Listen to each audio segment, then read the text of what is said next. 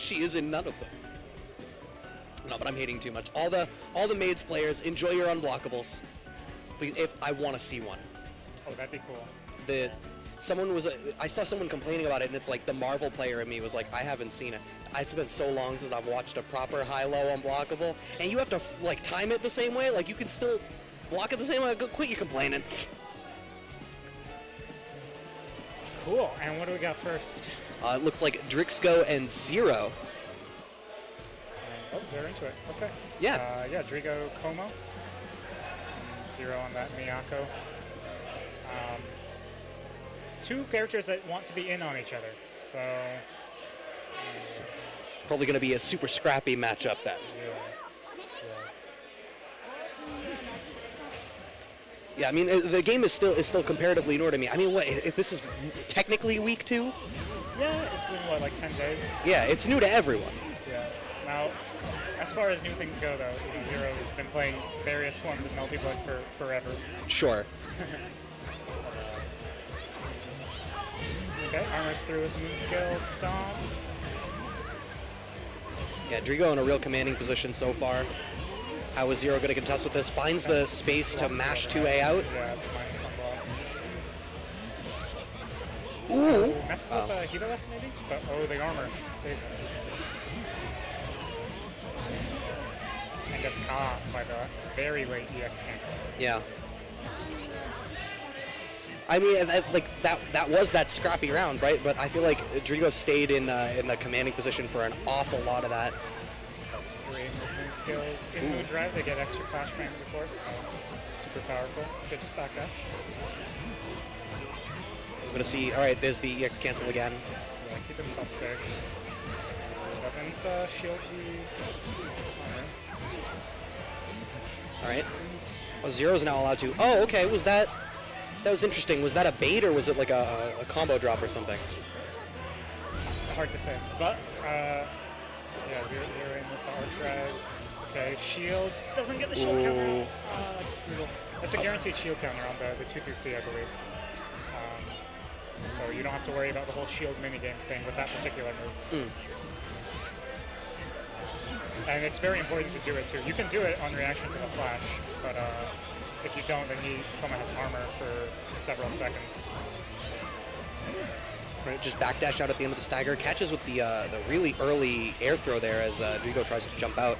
Continuing to pressure now. Zero having DrixGo in the corner. Saves the double jump. Shield gets blown up by the vanish. Not too bad, just a regular hit damage.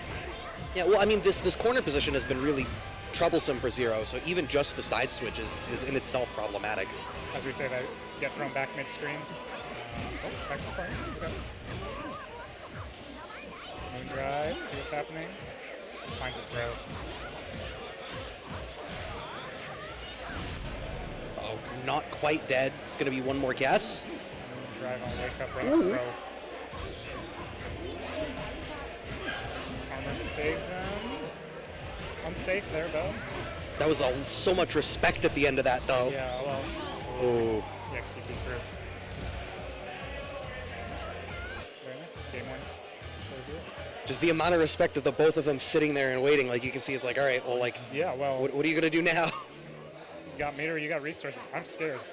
Yeah, as one should be. First game going to Zero. With the air throw, gets punished for it. We're gonna go to the corner here. Just air throw. Goes for breakfast. Moon Drive. Punished. Shield into the vanish once again. It's been a consistent choice here for DrixGo, and like stealing that corner position is a really big deal here. This goes through. Armor saving them, and with the arc drive. Very nice. Hard knockdown here. Oh, he drained the. Yeah, that was smart. Yeah, drained the rest of the Moon Drive with that charge. Right, really just trying to, yeah, it looks like it's the consistent thing. I don't know how much of it is limiting the Moon Drive and how much of it is just wanting to try to cheat that meter while they're still kind of jockeying in that neutral. But if absolutely nothing else, it forces DrixGo to have to be more aggressive in that space and potentially make mistakes. Yeah, for sure. Yeah, and then the double effect if they happen to be in moon drive is really nice. Fakes the double overhead into the command grab. Now has this corner position again. Saves the jump. Oh, shield, but... Wanted to like a beat or something. Oh, wow, okay. There's the heat. Gonna get not too much life back, but... Oh, the shield gets baited. Doesn't believe and get a follow-up. Save. Run up throw again. Okay. Has that corner. Oh, Zero finds his way out. I mean, Zero has the life lead here, and I kind of like what Zero is doing, right? Like, it's not dissimilar to what I talk about in Street Fighter and other games like that, where you get that life lead and you understand you don't want to be in the scrap, and you back off. The difficulty is now, okay. It keeps the corner position, wake up heat from DrixGo. No one wants to get that life back. Yep, very close right here. One good hit for DrixGo would do it, or at least give him the life lead. Quite pick that up, and this should be it for Zero. Yeah. Yeah, I was just looking down. We've seen the arc drive come out a lot. I was checking. I was like, how much bar do we have? Not quite enough. We're not going to need it. And so Zero takes it. Zero moves on, looking at the bracket, to play Wallaby. And giving y'all some updates. Wow, this is a 40-player bracket. No, I am not looking at my phone to be rude. I am looking at my phone so that I can follow along with the bracket with you, dear viewers, which you can look at the same time as me with exclamation bracket in the chat, because we have bots for that now. This is the future. Yeah. And speaking of things you can type in the chat, if you want to type exclamation point match arena, then I think we still have some codes left. Oh, I'm sure that we do. Yeah.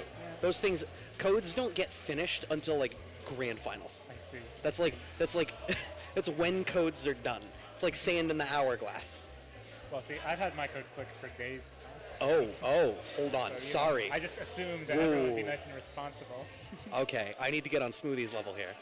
Yeah, but so we have, that sets up Zero to play against Wallaby. We have Beesu versus Spooky is waiting in the winner's side.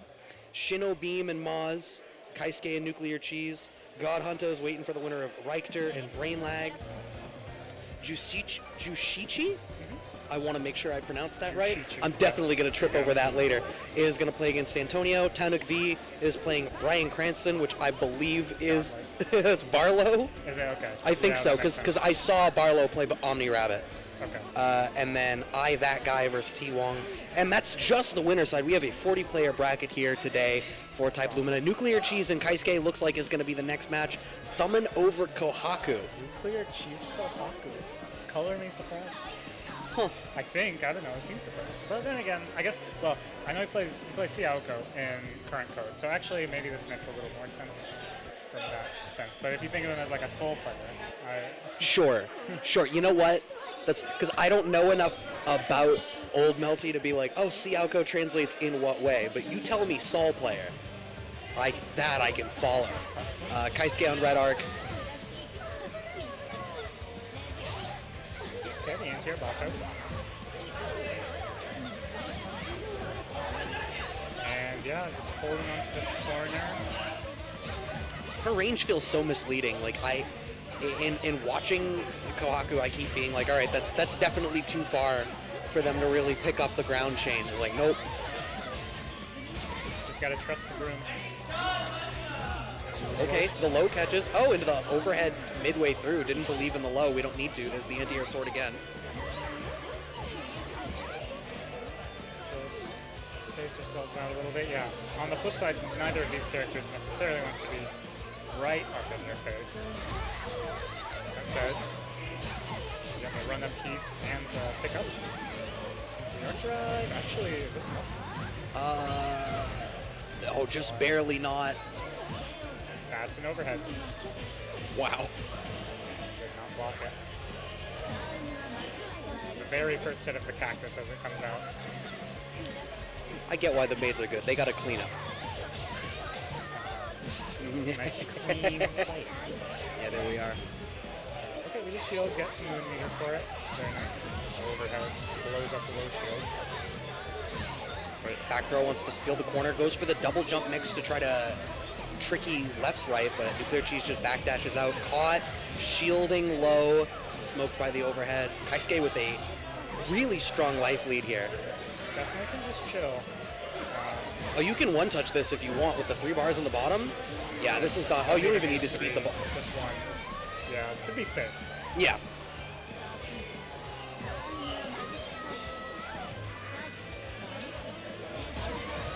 Alright.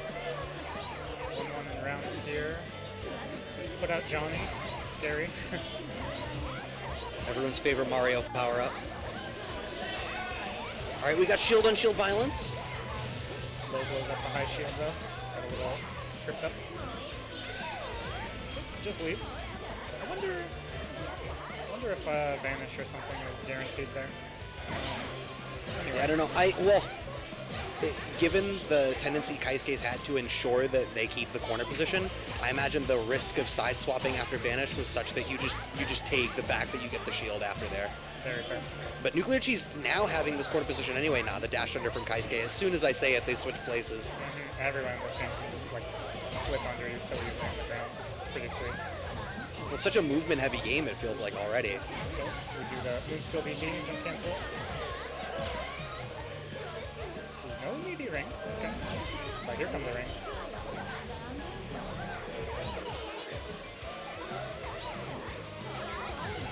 Oh no, the unfortunate drop. Has to heat, does NuclearCheese. Chuck out the cactus and yeah, not ready to block for that long. I commend NuclearCheese for salvaging that round there. It really felt like that was going to get away, but the one drop from Kaisuke, not getting that pickup, and then just not being ready, like you said, to block the cactus after the fact. Charge, jump C, everyone's favorite. Pretty into dodge, I like that. Kind of spaces out any warp smash options. Oh, didn't fully charge it, but okay. Kaisuke gets the better of the shield exchange.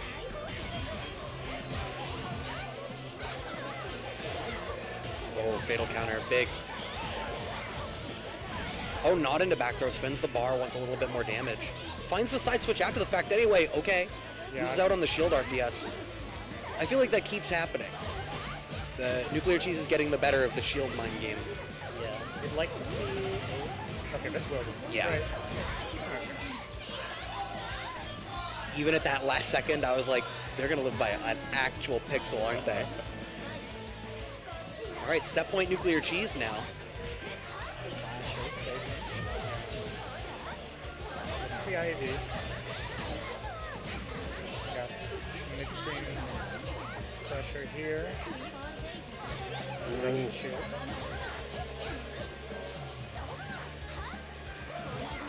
Scary moment. Yeah, but you can see, like, it feels like Kaisuke is having difficulty feeling confident enough to start to press the offense. The way that NuclearCheese is structuring the offense and just the mid-screen control that Kouhaku is demonstrating, it's really hard for Kaisuke to find the way around. I think you're dead. Oh, yeah. We just got the launch. You're actually dead. NuclearCheese takes a 2-0. Yeah, it just seemed like NuclearCheese kind of better understood what the pace of the game was currently like letting him do. Yeah, I mean, it was just the amount of mid-screen control a lot. Like, just it felt like there was no challenge to like JC in any way. And you would think that, you know, in theory, maybe Red Arc could try to back off a little bit, open up a projectile game a little bit more, but just NuclearCheese lived in that pocket so effectively, and then it's felt like they were constantly really stuck at that corner, and it was like you have nowhere to back off. You're either, if you get the side switches Red Arc, you want to press the offense, or like you're not intrinsically going to back off in that moment. Right. Yeah. So that's tough. That sends NuclearCheese up to winner side top 16, it looks like, waiting to play opposite the winner of Shino Beam and Mozz. Okay. Cool. For top 16. Really barreling through these brackets. But We have to. right. Well, you know what, the other reality is I say that, but then, you know, once you start to get to those top 16 matches, suddenly everything slows down because now every match is a banger that you need to be watching. Just like y'all need to be watching the next offline monthly that Boston Blue Beat is going to be bringing you on November 6th next month. All your usual favorites are going to be there. So if you're in the neighborhood, and you want to come through, we are here at Balance Patch, as we oft are, accessible on the green line. And if you're watching now because you prefer to watch or you're not in the area, that's going to be the day to be watching on the stream. So make sure you keep it tuned to all the pertinent socials for that. TanukV and Brian Cranston, once again, I believe that is actually Barlowe. Okay, yeah, that makes sense. Barlowe is playing Shiki. So, all right, Brian Cranston.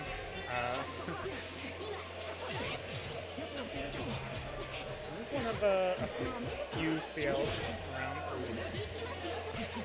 Blockable blows up into the shield. ID over the moon skill. Okay. Small throw. Finds the back throw right back into the corner. Now you have to deal with this offense. He gets blown up just a little bit too far away for the burst of it to connect. Okay. We're gonna get here through under. Throw the knight. We're safe from your DB. Oof. Walk through overhead. Let's come the meter. Yeah. Now we got Nania install, 2-2 series. Oh wow, gets clipped out of the air and you're dead. That's confirmed. My Wow. god, that did actual chunks. Yeah, the knives are crazy in this game. Just a little bit of full screen charging. I saw TanukV doing this last time as well. They were a big fan of it. Yeah, we backdash him blockable this time. Knockdown. Just the checks with the 2A. TanukV sitting pretty firmly in control right now. Picks up off that meaty knife. Do that again. It did not feel like she should have been able to do that damage. Okay, let's see if Barlowe has some adjustments in store. Right, I mean, you can't keep getting away with it. Rapid beat into knives, moon drive. Interesting.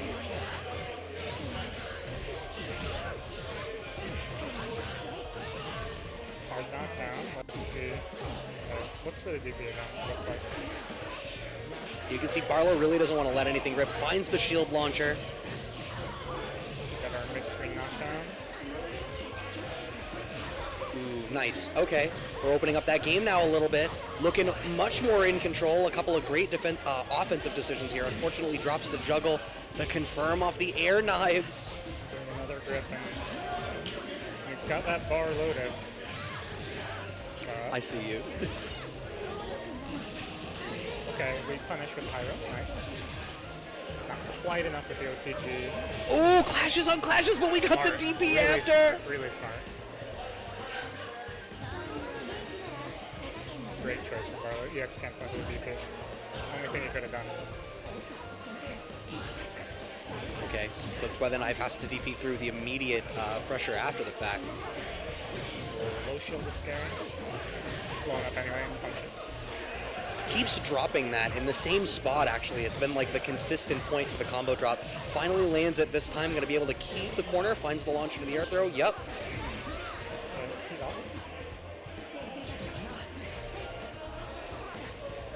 Any random knife will be pretty big damage until this heat runs out. All right. Heat is gone. Are you going to be able to... No. It's going to be one more guess. Yeah. With the amount of bar he had? Of course not. That was a great up back. He keeps challenging the knife. It's mean. It's good.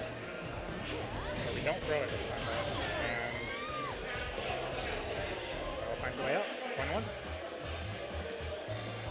Yeah, I mean, good adjustments there. I think a lot of it was just, in particular, that round with the smart meaty sequence, the throw, the fatal counter throw on the shield. Is just, you can see that he finally tuned into TanukV's defensive tendencies just enough to really cycle that offense going and stay dominant for that whole round.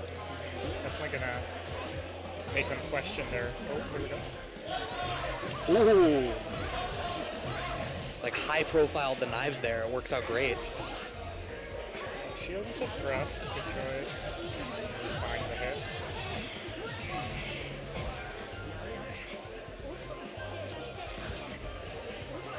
Right, backing off, content to kind of sit on this life lead a little bit and not overextend.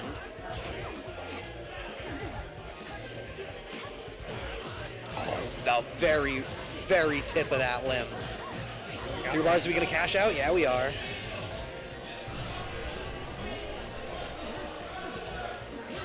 Just throw. And then mounting a flip. Nice. Does Shiki have a Yosuke color by any chance? You probably make one. Someone needs to. Yeah. I saw that move, I'm just like, go Jiraiya! Drive, but you're -2 if you don't wake up. Okay. So It's gonna be punished, yeah?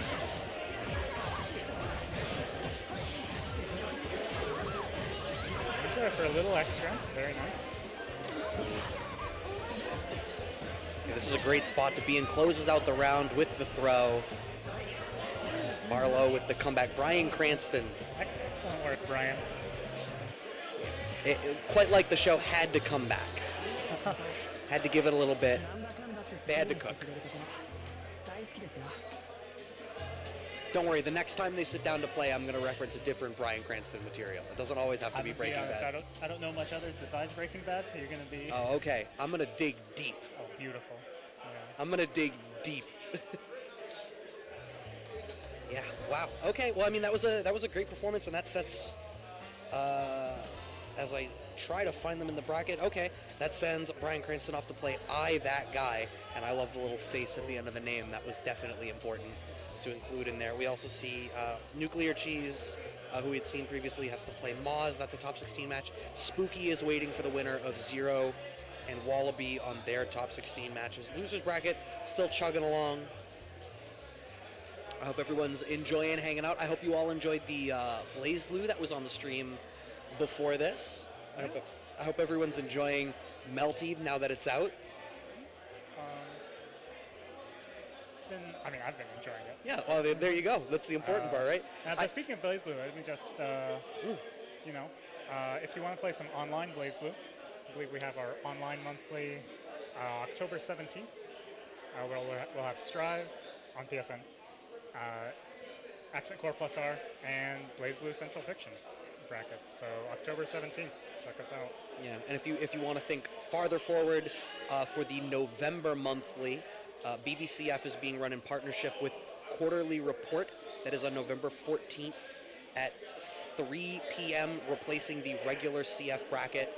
That is raising money for direct relief through the donations that are happening for that. So again, that's another one where if you want to play some online CF, or if you just want to spectate and be part of something that's going to be for a really good cause, that's a great day to be tuning in for that. But back to Melty. Yes, so I don't have the same sort of legacy experience with the older Melty, right? But like, how I've been describing this is it feels like it takes away a lot of, maybe this is a dirty word, but a lot of the bloat of the older one, and it got to like a core of it, and then brought in some of the stuff that I liked from like Uni, as like it feels like a more mobile Uni in some ways.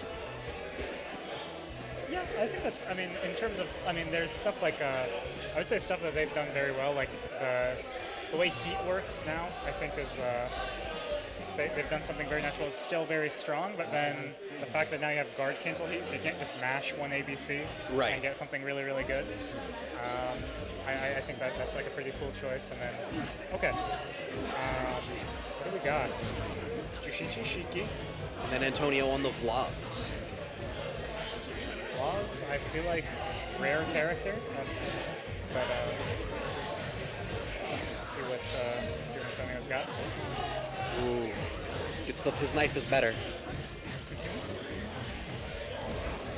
Okay, we got a knockdown.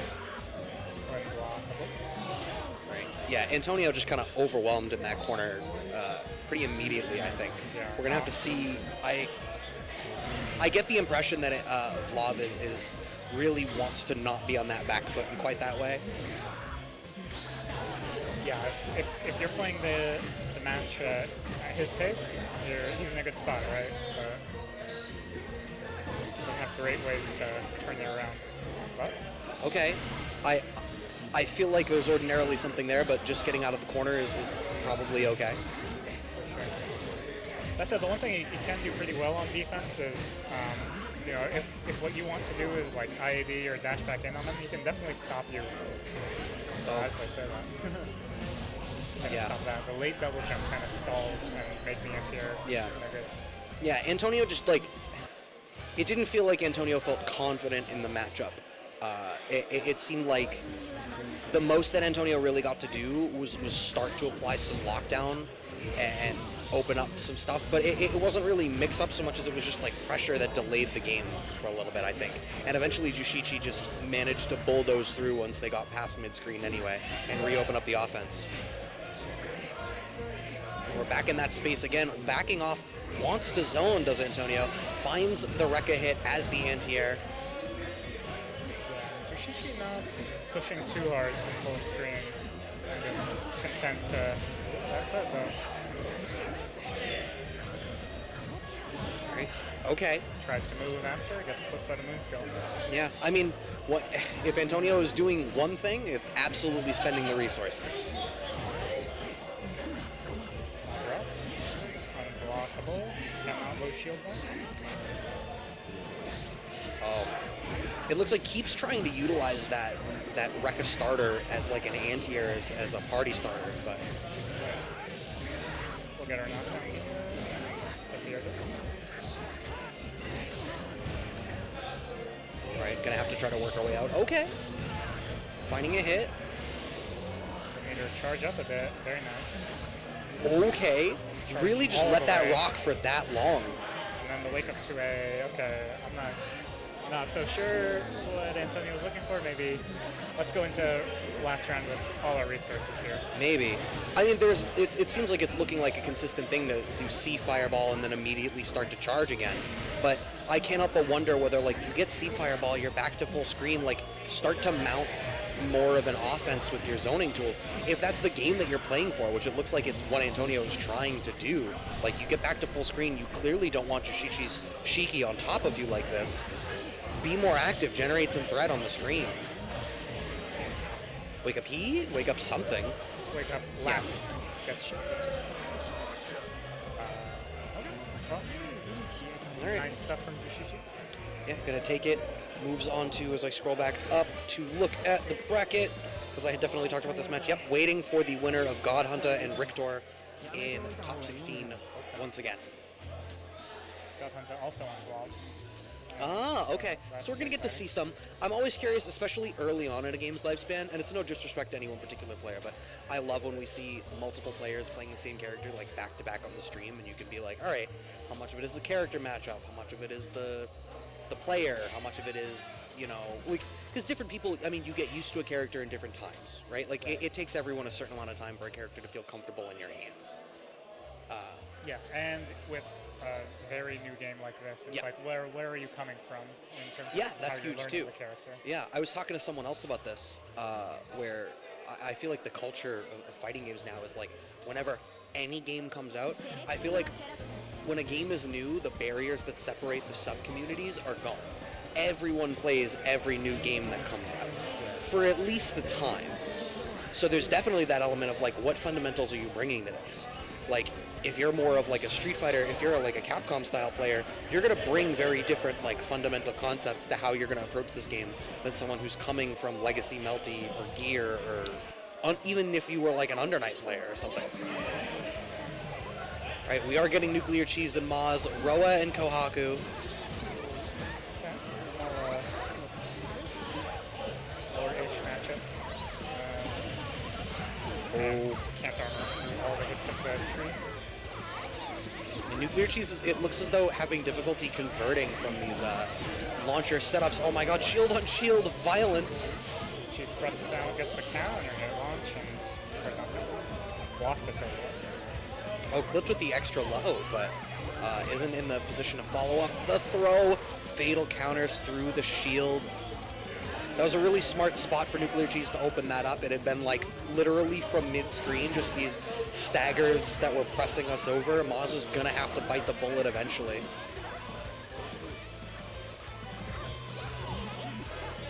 Mozz staying.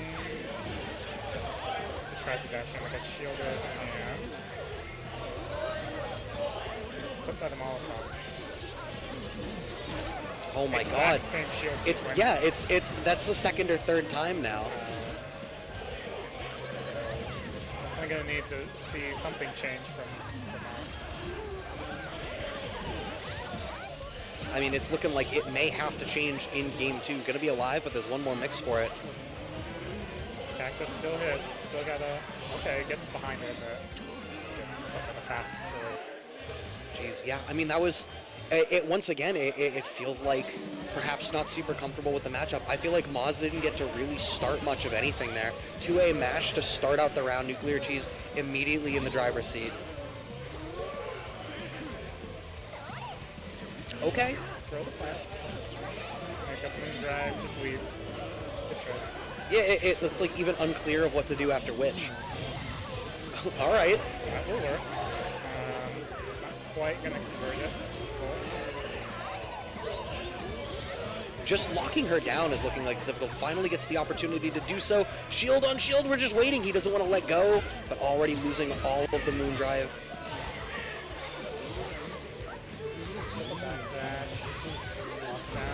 Guard cancel 8 works. Yeah, I like that choice there.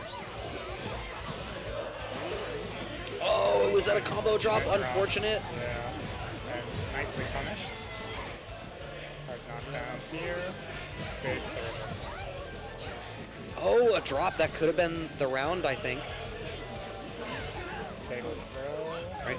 Just back up. Oh, still catches. That's going to close it out. Was ready with the hit confirm after the fact. Mozz winning out the round by the skin of their teeth.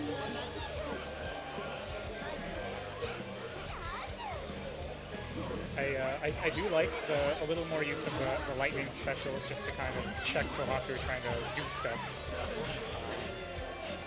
Yeah, I agree. I think it definitely looks like just trying to get something on the screen to stall her is going a long way in trying to make this happen, because before that was cycled into the toolkit, it felt like when NuclearCheese wasn't actively mixing, it was just able to throw out whatever they wanted, and there was nothing really stopping them from doing that. Their counter hit. Confirm that. Oh, nice. Anti-air 5A. Mozz really wants that low shield. Yeah, and like I get that once you're committed, you want to try to get something out of it, but I feel like Mozz keeps letting it rip for so long. Oh, he gets exposed. Blast in our meter. The same situation again. One more touch should do it for NuclearCheese. Block this cactus. Oh, finally ready with another one? But, oh, didn't believe enough at the end. We still get one more guess. Oh, Moonskill Witch is going to close out the round for NuclearCheese, but Mozz finally making the adjustment late in game 2. Heals for BC follow-up. Oh my God, we're Anime. gaming. We thought Dragon Ball Fighters was anime. Lightning's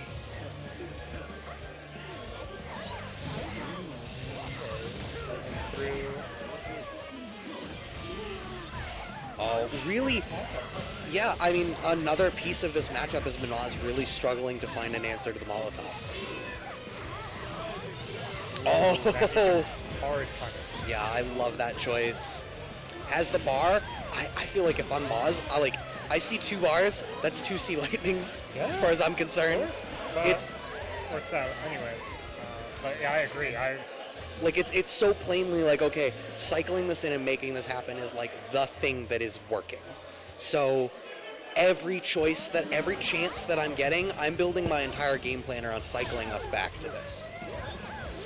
Just because if you don't, you run the risk of NuclearCheese getting away, and Kouhaku with the movement, the great air limbs, apparently great ground limbs, and just all of these different ways that it's difficult for Mozz to try to get something started, gets thrown, posts. I pick that one up. 5B, but I'm too big off of that. I'm gonna shield this week. Oh, again? Okay, a lot of anime on my screen. Oh, wow, even, I love that choice, trying specifically to get under the Molotov and then gets the better of the post-shield situation. And where we're at, and oh my god, are you kidding me? Okay, wow, well, I learned something.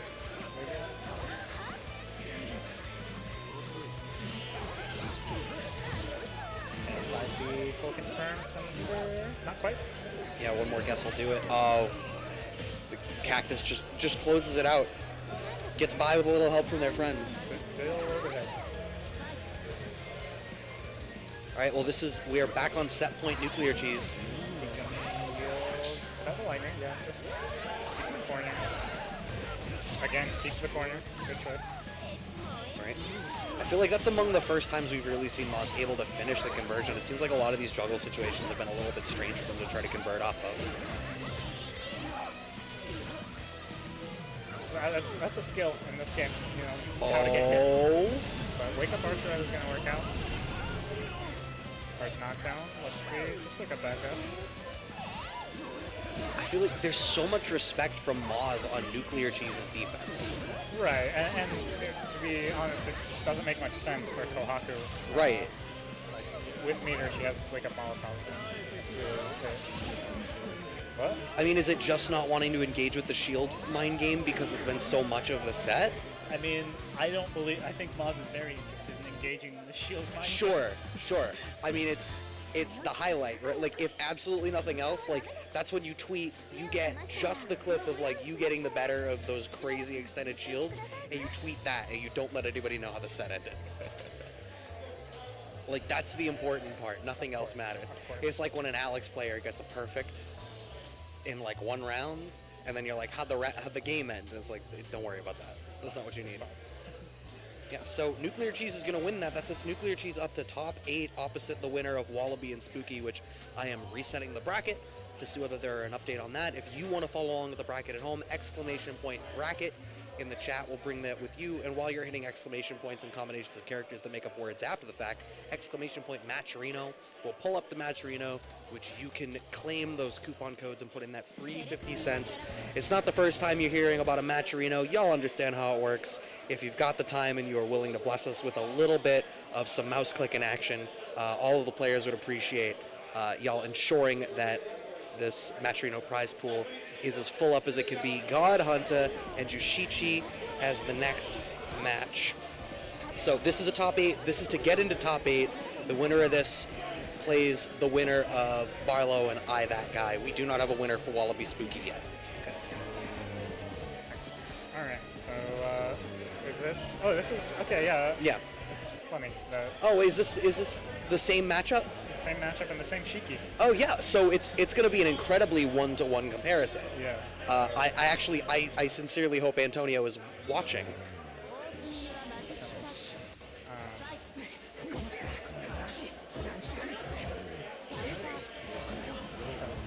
Mid-range game. Right. Immediately spends meter overhead. Oh, looked like perhaps a little bit too far away to try to finish that. Great read with the up fireball immediately. Super jump forward, but doesn't want to overcommit. Okay, there's the 236.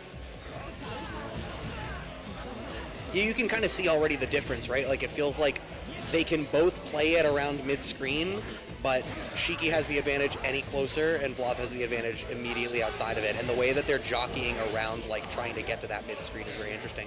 Juushichi, with the life lead right now, got Hunta, I think, perhaps overcommits. I know those fireballs are, like, confirmable. Was that a bait on the heat? Very nice, but that said, we would like to see a bigger pun. Ooh, nice damage. Shield, oh no! Managed to run a throw. Nice. Yeah, so Juushichi making that one happen. Got Hunta sitting on decent on move drive. Or engage some meter here. Spend it for the combo. Get reset. Ooh, takes the move skill. Oh wow, smoked out of a moon skill, it looked like. Back throw once again. Got onto, this is a pretty healthy life lead here. Good throw tech. Immediately backing off. I'm sorry, sir, this is my airspace. Okay, catch at the back end of 2C. Tono 2C still big. It's like under the fireballs. Ice spikes. Uh-oh. This is going to be a big equalizer here. Still 2 touches? Okay, finds the way out, does God Hunter. That's going to be big. 3 bars on deck. You can kind of just, like, Yeah, okay, finds the 2A mash. I was gonna say, like, even just C fireballs to, like, really blow up the whole screen for a hot second, ensure the pace stays slow. Yeah, there's that 2B over to the IAB. I think that's 2B. Moon skill recos. Oh, the drops. That we saw Barlowe was dropping in the same spot earlier. It must just be, like, a difficult part It's of... tricky, yeah, you can do this late button into land into more, it's tough. Get off. Oh, this should be a confirm into not arc drive. Okay. It doesn't matter. We had one more. We had... Why arc drive when we could just throw more ice? Very scary ice. Stuff hurts. Yeah. First game going to God Hunta.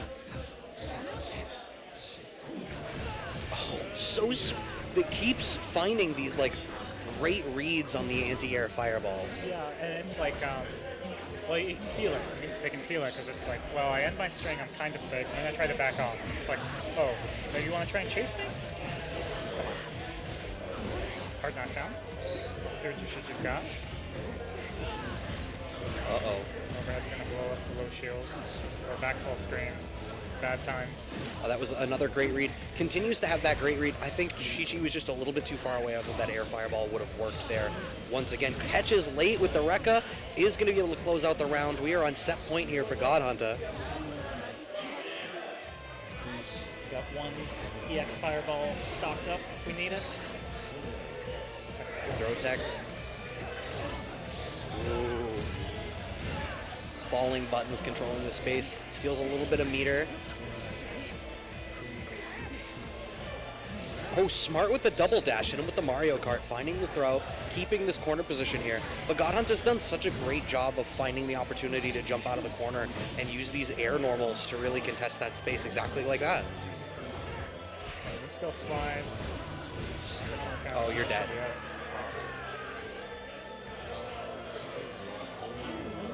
Yeah, just really tightened up. So that's going to be God Hunta. Now we're going to get to watch it again because I just looked at the bracket. Bryan Cranston won their match. So in top 8, it's going to be Bryan Cranston versus God Hunta. Once again, Shiki Vlov. This entire trajectory, this whole arm of the bracket is just Shiki Vlov from beginning to end. Various folks. That's it. Swap out the Vlovs, swap out the Shikis. You know. Just all the permutations of it. You want it. It's like when you go to a bar to order a cocktail. It's like you'll get the cocktail. It's just which one you want to pull. Like which flavor? I'll have the Maker's Mark Shiki Vlov today. Thank you. Perhaps we can't say brand names. We'll have to find out. As I look up, we are still waiting on the results of Wallaby Spooky. The winner plays NuclearCheese, and that will sort out the winner side of our top 8 already. Looking down in this loser side, Beesu and Zero still in it. The winner plays ThatGuy for a top 8 spot. It looks like Kaisuke is waiting for the loser of... No, Kaisuke is going to play Juushichi, actually, because I am ahead of this bracket. And we've got T-Wong versus TanukV, and then it looks like the bottom arm of the bracket is still waiting, but Richter, Wheel, winner plays Antonio, winner plays Mozz. That gets into loser side top 8.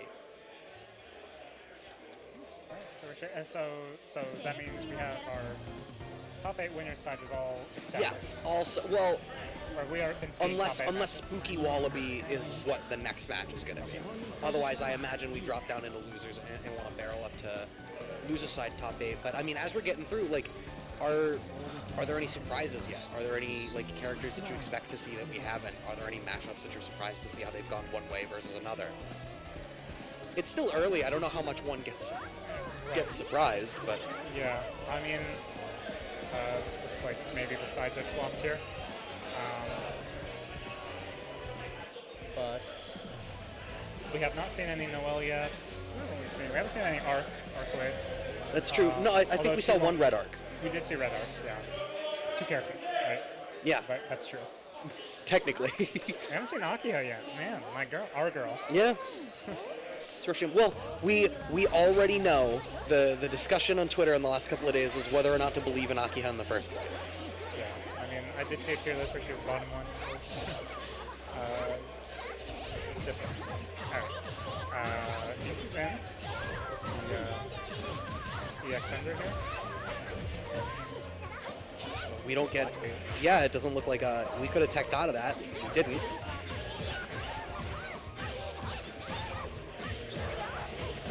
Zero's got it. I know Zero's got that corner OP down. Yeah.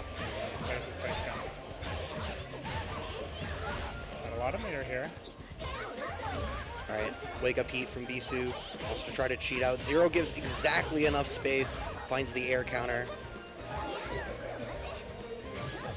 Attempt to watch.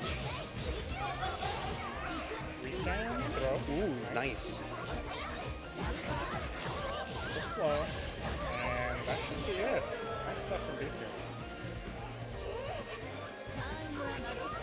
I think that round, that round really was kind of getting away from him for a while in the corner there. Like, Zero had that corner offense set up really well. Finds that air throw. Oh, but the reversal from Beesu. I don't want to deal with any of this offense. I am sorry. Zero's sitting on tons of bar on the bottom here. I mean, it could be... Yeah, not that one, because of auto launch. This one, we'll see some meter spent for sure, I imagine. Some OP block it this time.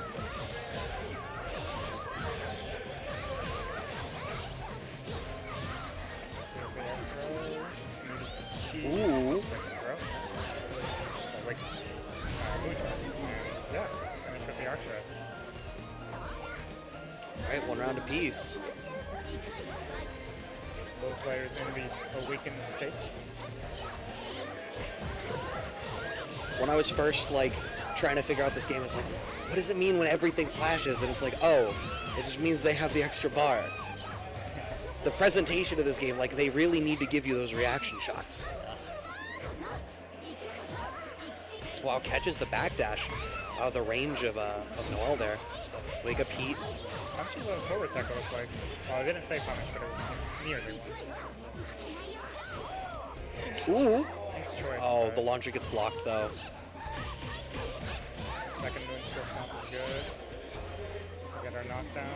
Run her all the way. Wait, did that link? Did that counter hit 2A link into the next 2A? I believe it. Multi-counter hit still? I think it was a fatal counter too. I need to watch back on that. I had to check the combo counter. I was like, oh, that's a drop.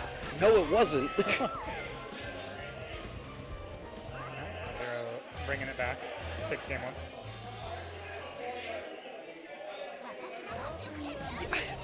I feel like Beesu is playing it fine. I feel like it's just that Zero's cashing out more damage consistently. And I feel looking at the tool sets they have, I feel like one might think that Noel would have an easier time trying to control the screen, but it seems like Zero's defense is just winning out. Yeah, and then it's like, it seems like when, so like there, right? Beesu had some offense going, but he just picked just the right moment. Yeah, exactly. Yeah. And then you get on the flip side, Zero starts to be the offender, and Beesu's defense is not measuring up. It's like Beesu can bring everything, but Zero is weathering the storm and then clapping back. Beesu is not ready to meet that intensity. Zero taking out the next round and on set point now. Little and Staggers. Beesu respects some and then mashes out the 2A.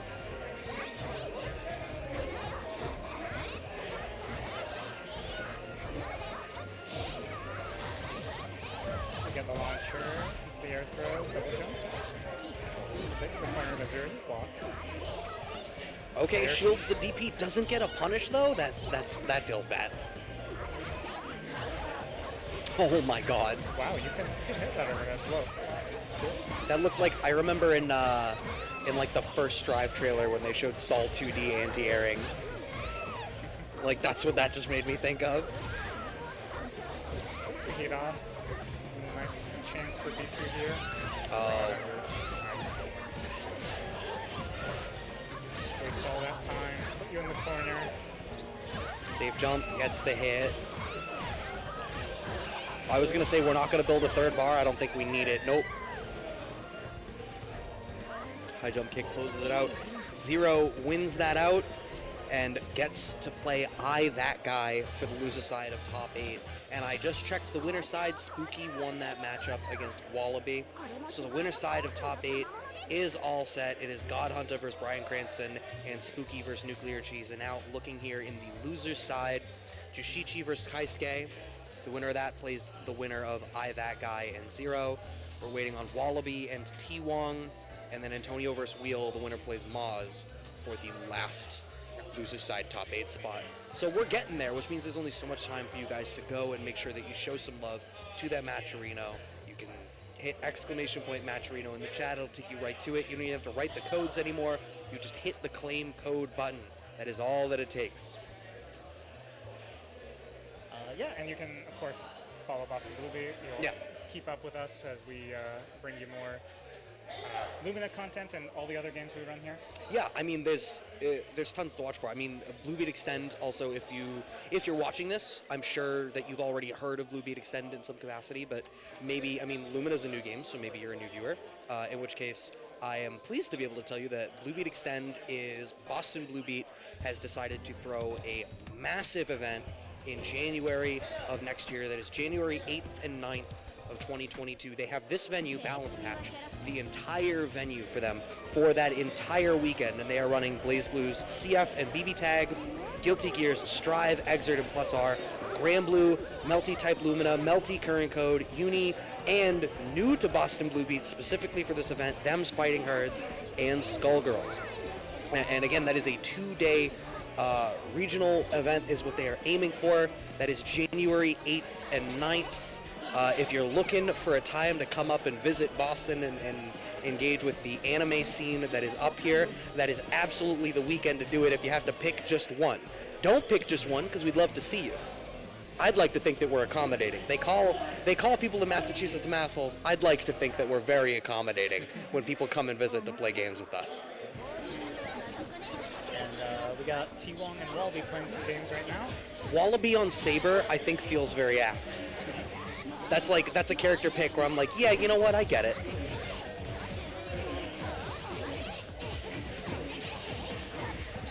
T-Wong on regular arc, I feel like we see much more love for red arc. Yeah, people seem to like the full screen option.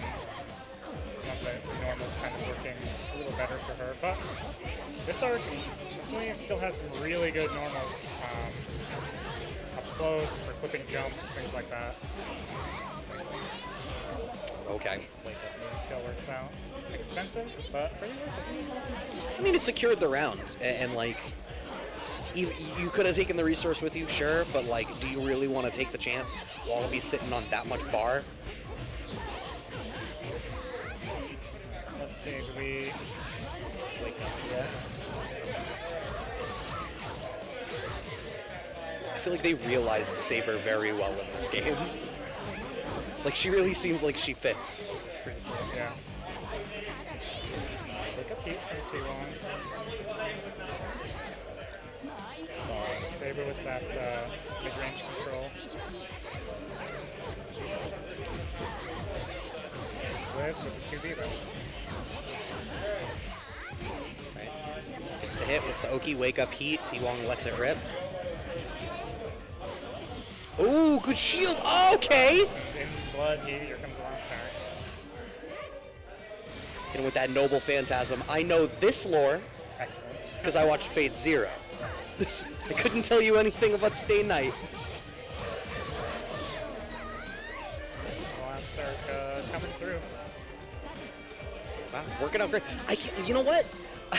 It's funny looking at the health bars. I was like, wow, Wallaby really took that back. I had sort of like written off to be like T-Wong seemed very much in control, but you know what? That's not fair to say. I feel like there's an awful lot of footsies happening in this matchup.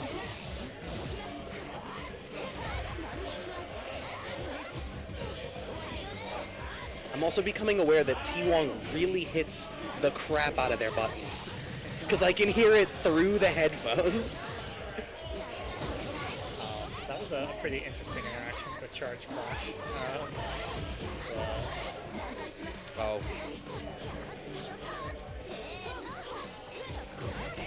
Ivy.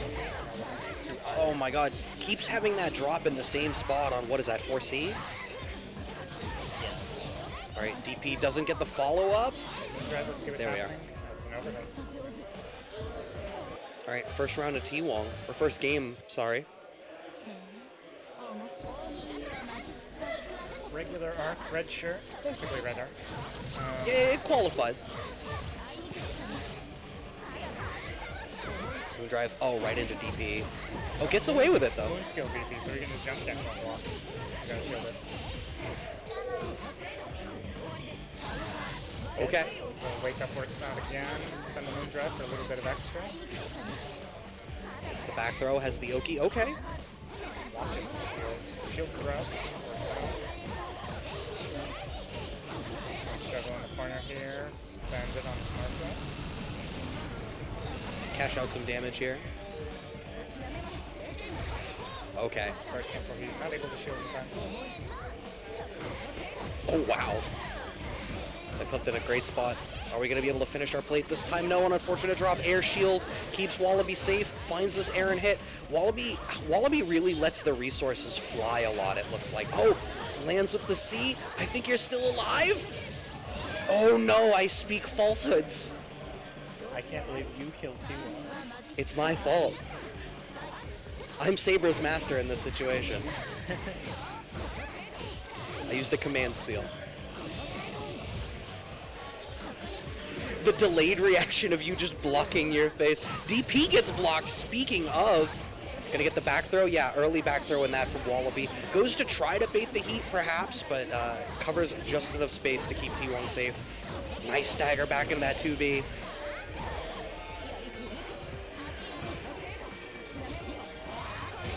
There we are. Guard cancel heat. That should do it. All right, set point now for T-Wong. Trying to keep Wallaby out of top 8. 2-4B. Fight. Oh, Heavy punish here. Spend meter this time. the safe jump working out great. Okay. T-Wong with the life lead here. Shield on shield violence working out in Wallaby's favor.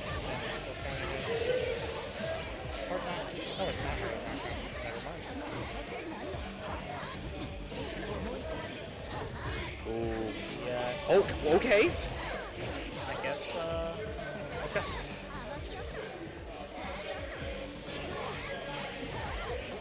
So, good spot for T-Wong here.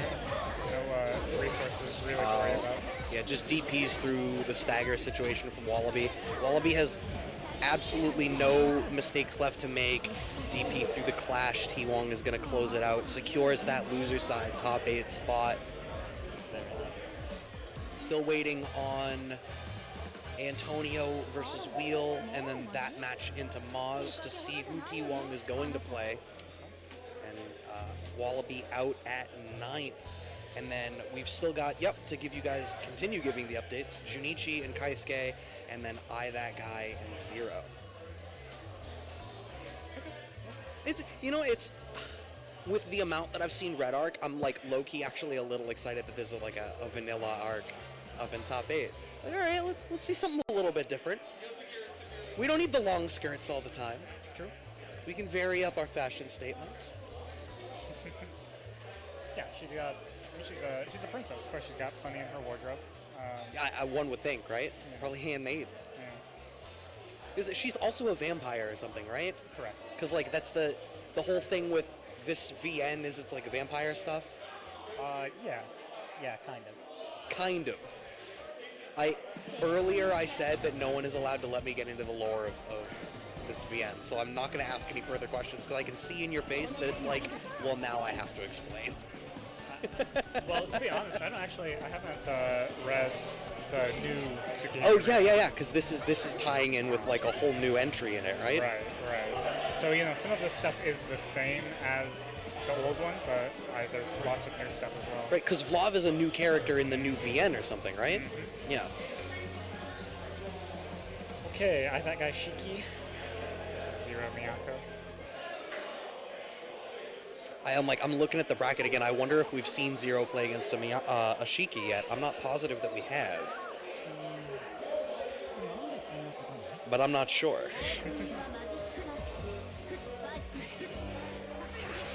pretty familiar feeling there. With the anti-air. Yeah, that was a great pickup. Oh, the staggers, but finds the back throw as that guy. Messing up EOS, and they get punished for it. Meter. Rapid speed into low. Yeah, it looked like that extra low was just enough to frustrate that guy. Oh no, the drop, it goes unpunished. Has to kill. Yeah, these JBs really good in air-to-air situations. Just kind of Ooh. cover her left and right.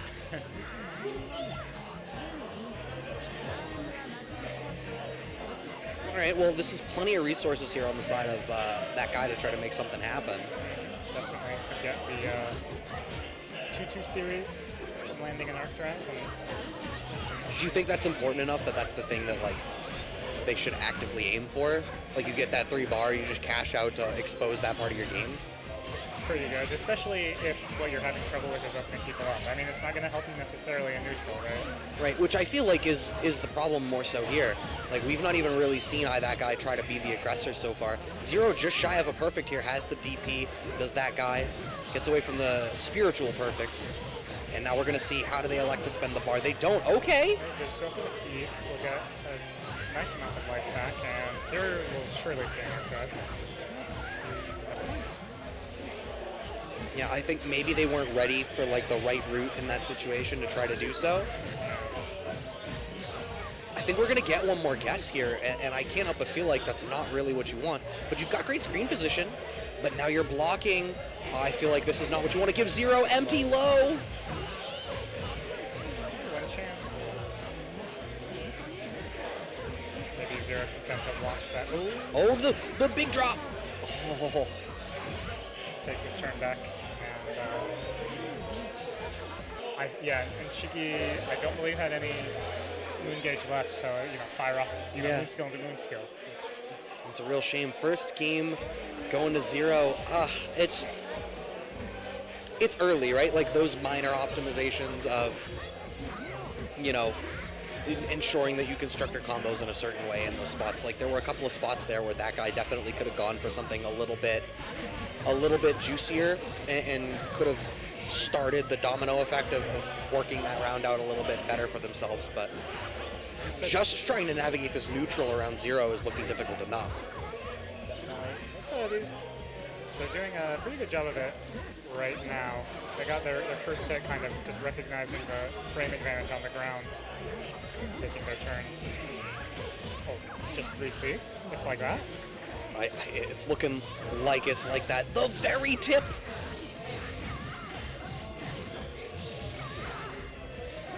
They got knocked down here. Oh, 2C whiffs, that's scary. Jump out of the cross-up, good choice.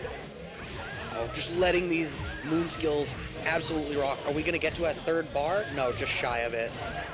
Oh, still has the launcher on deck. There's one more guess. The pressure. It's coming down on me. What's the jump? Very nice. I think that's that guy's first round, too. It's starting to get a little bit more comfortable here. Okay. Overhead. Forward down.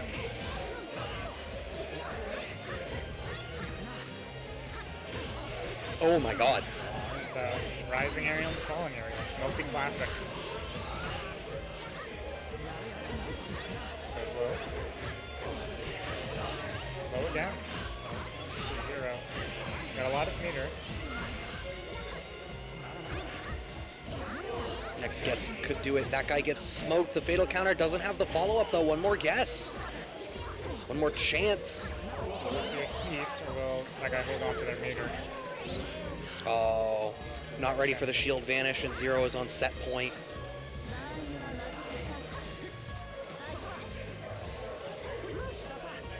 Just a little down, but it's fine. Charged AC, not able to pick up. Not able to pick up again. There's like, you can see a lot of these little cracks in that guy's game. pick up off the wake up reversal. You're in the corner now. Right, took the turn back, doesn't get much, but trying to work our way out of the corner, vanish back into the corner. You know what, you take these minor dub, no, commits to the shield and gets smoked back into the corner. Zero in the driver's seat, only spends the 1 bar. Now, Blood Heat is disengaged a little. Flashes the shield, but doesn't come. One can hope. Yeah. Successful. God. So many overheads. Miyako looking like the most annoying of Kid Sisters right now. We grab back. Oh, didn't, okay. He's gonna get a chance here. Right into the back throw. Heat again wants the life back, I guess. Oh no, collides with the moonskill on the way up. Just like a small like wave. Finds the air throw. That's a little bigger. Tries to mash something. I think you make this combo take as long as it possibly can, and you just back off. Heat, no! With the amount of time left on the clock, you're gonna get. Have to hit them right now. Oh, big chance. That'll do it. Heat's gonna run out. Oh my God! What clutch from that guy! Amazing. Wow. I don't know. Scary. Who's to say what Zero could have done different, but I mean, like, literally up until Zero popped Heat was right. I think it's just, like, committed to something after that got smoked by that moonskill. I think, honestly, with the amount of recoverable life you were going to get back, I feel like you go back full screen, you pop Heat, and you just back off. I think so too. But then again, hard to run away from Shiki buttons. Sometimes. Just a simple 285 beat frame trap.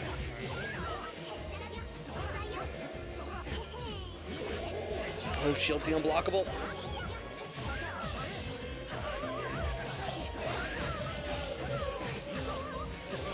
Air throw. Slash. Shoot him up. Oh, God. But that's going to be costly. No meter for the next round for Zero here. You can see that one of the adjustments that guy is making is, like, when there's resources on deck, absolutely just bullying in that mid-range of, like, you are not actively doing things, which means you want to, which means I'm going to stick out these high-priority options that completely stop you. Got some nice corner carry here. Puts himself in the corner, though, Zero. Really just a lot of movement with not a lot needing to back it up, but, like, you're so worried about whiffing in these ranges. Shiki has these great tools to really try to blow that up. Zero back in the driver's seat, but finds the turn, does that guy, back throw right back into the corner. Air throw, very nice. Blocks the BB. That's a big punish. This should kill, yeah. All right, true final round. That guy's sitting on plenty of resources here, though.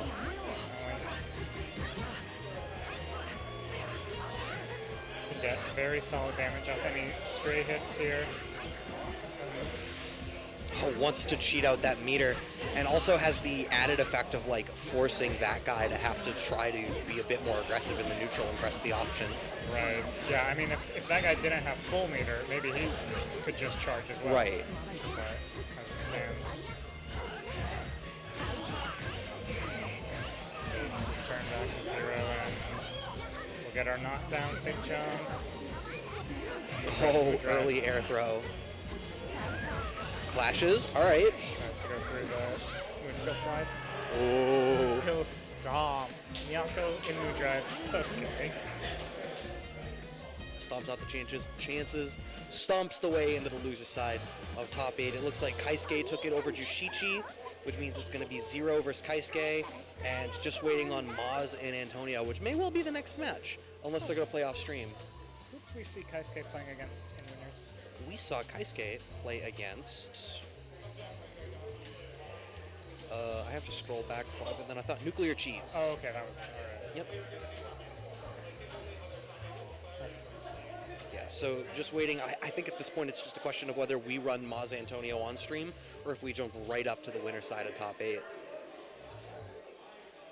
Yeah, we'll see what our friends running the show want to do. I must confirm something because it has occurred to me. Are there any? I know there's a Kouhaku, but are there any maids? Any duos in this top 8? I'm not sure that there is. We didn't see Spooky play, I don't think. Spooky, I believe, is playing Ciel. Okay, maybe we did see Spooky and I'm done. No, we no, are. we saw TanukV, but Yeah, they yeah. both playing Ciel. Yeah. Maids, yeah. I don't think so. No unblockables. The Marvel player in me is sad. I wanted to see some busted high-low unblockables. Loading in, we are jumping up to the top 8 winners. God Hunta versus Bryan Cranston. Once again, do not adjust your set. Vlov and Shiki. Which permutation? Alright. Early hit here for Barlowe.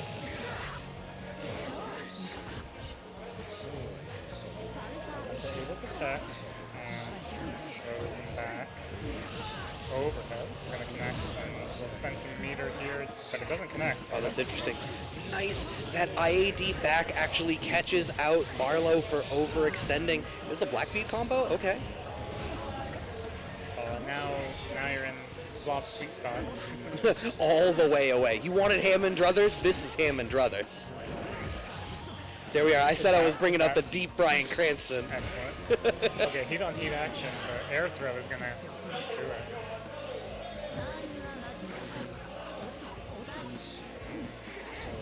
Oh, okay. We got reactions on that. Oh my god, the baits on the DP, the level that God Hunta is playing at right now. I wonder if these two have played each other. That's possible, yeah. I did see both of them playing quite a few casuals. God Hunta's getting a whole lot of throws. Yeah, I mean, that's kind of something characters that don't let you move can do sometimes, right? Like, Hime actually has a very scary run of throw and current throw. It feels like a similar idea here. We're like, oh, he's in. Ooh, okay. Gets away with it, finds the anti-air though. God Hunta closes out that first game.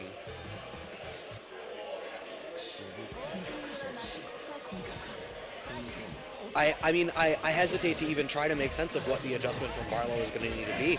An awful lot of it is just getting to do this. God Hunta demonstrated a level of control in that first game that I think was really difficult for Barlowe to try to get around. Oh, baits the heat, doesn't quite have the punish. Wow. Just arc drive, we're safe.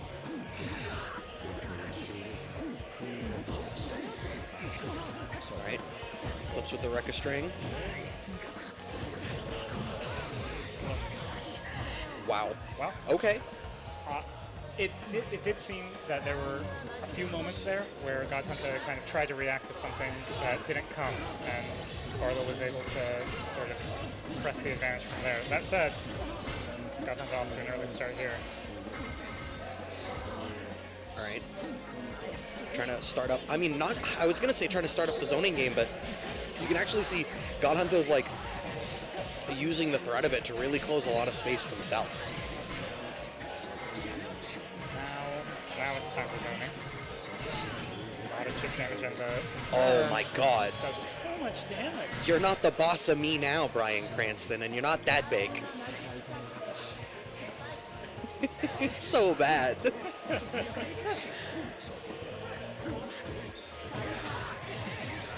Sees the overhead, but doesn't finish the combo. There's the slash. Also misses the emergency. Ooh. Oh, a little bit late on the follow-up. No, it doesn't matter. We call those American resets. We can get them in this game, too. Tech on the throw. Oh, finds the back throw after the fact. Reversal? Okay.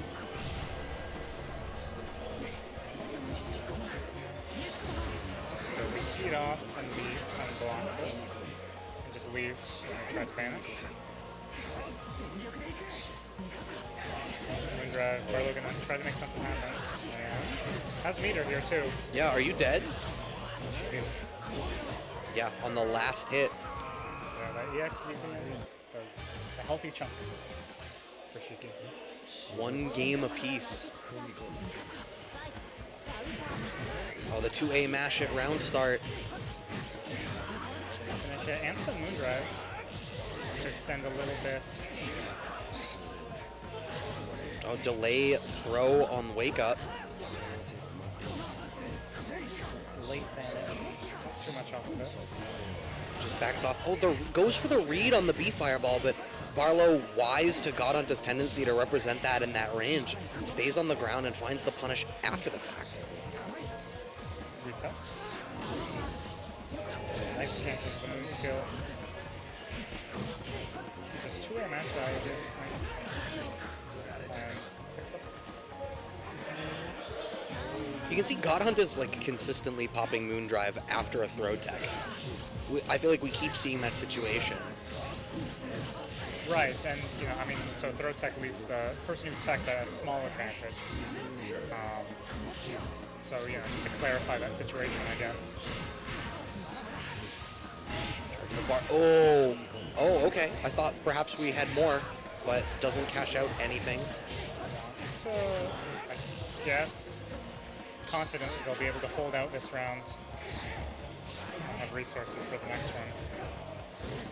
I feel like that's a gutsy pull to make, but when you are placing these air fireballs as well as God Hunta is, I guess that's a bet that you can make. True final round. Once again, the 2A mash after the air clash situation. Recognizes the advantage. This is the air throw there, and God Hunta gonna take a turn back. Spend some meter.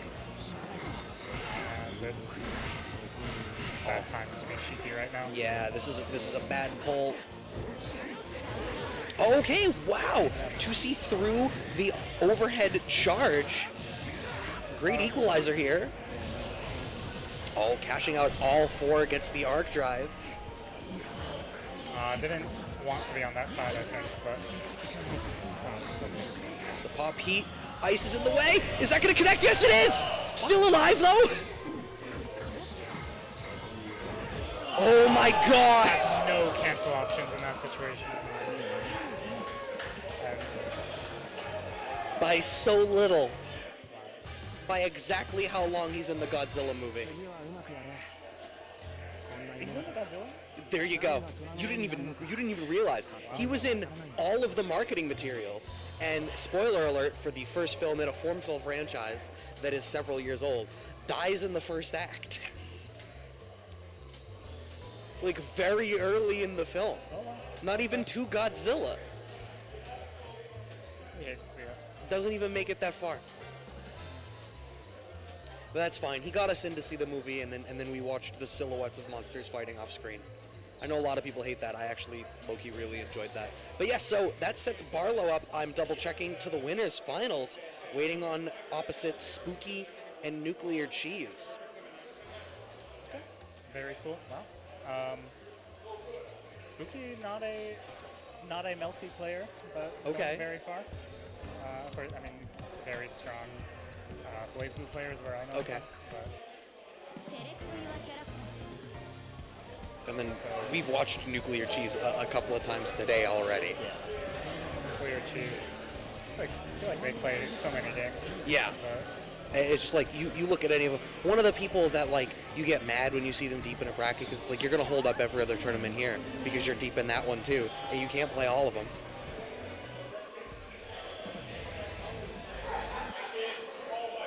all right, Kouhaku and Ciel.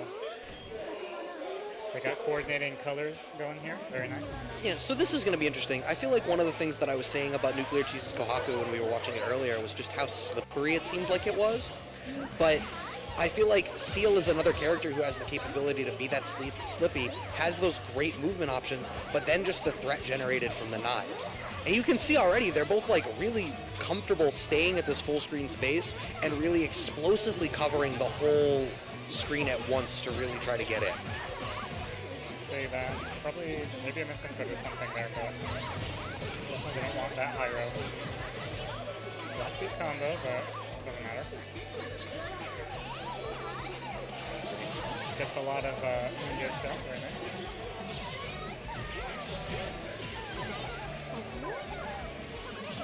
Meaty knife, it just connects. No one is respecting the meaty knife.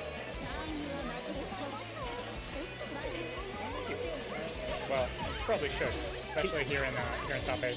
Can you shield it or no? Shield it, but she's perfectly actionable. She can block you or even 3C you trying to vanish.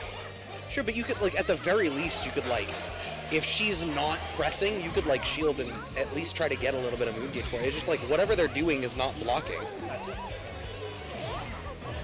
DrixGo doesn't quite get the knockdown from it, but it's fine. Really? Okay. Now we see NuclearCheese having to kind of be the aggressor and try to catch this. Catches the forward options, or the movement, rather. Did SpookyBlast finds that back throw now? Meaty knife respected this time. Flop last night. Yeah, both of them kind of playing this rubber band. I go full screen and I threaten to come back in. And yeah, rubber band is actually a great description of the pace. Jay connects, no follow-up. Strong health lead here for NuclearCheese, closes out the round.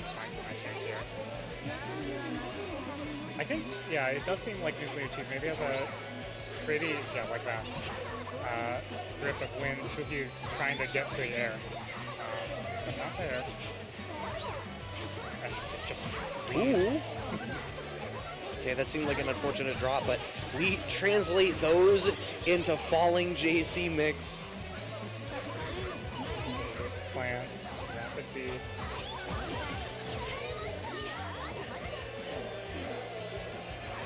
Nice, very nice. Super jump, charge, oh my jump, god. C. It's good. Had so much time to follow that up. Bring out the little homie, the throw connects in the build-up. SpookyBlast caught respecting the plants a little bit too much. That's what's happening. Oh my god, that JC!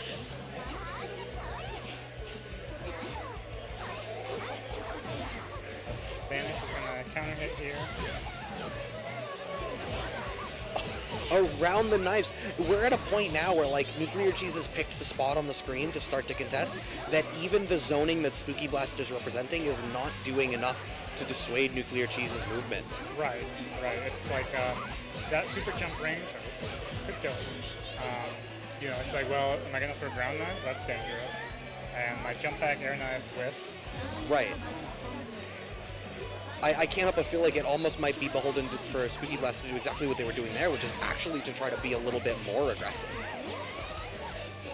Because, like, if NuclearCheese is going to tend towards this JC, like, super jump JC style of play, you could, like, cross under and then anti-air.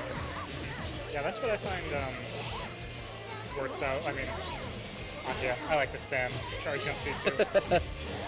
But you know, when people commit to doing these very early rising buttons, that's a great way to beat that approach. Oh, landed shield. Okay.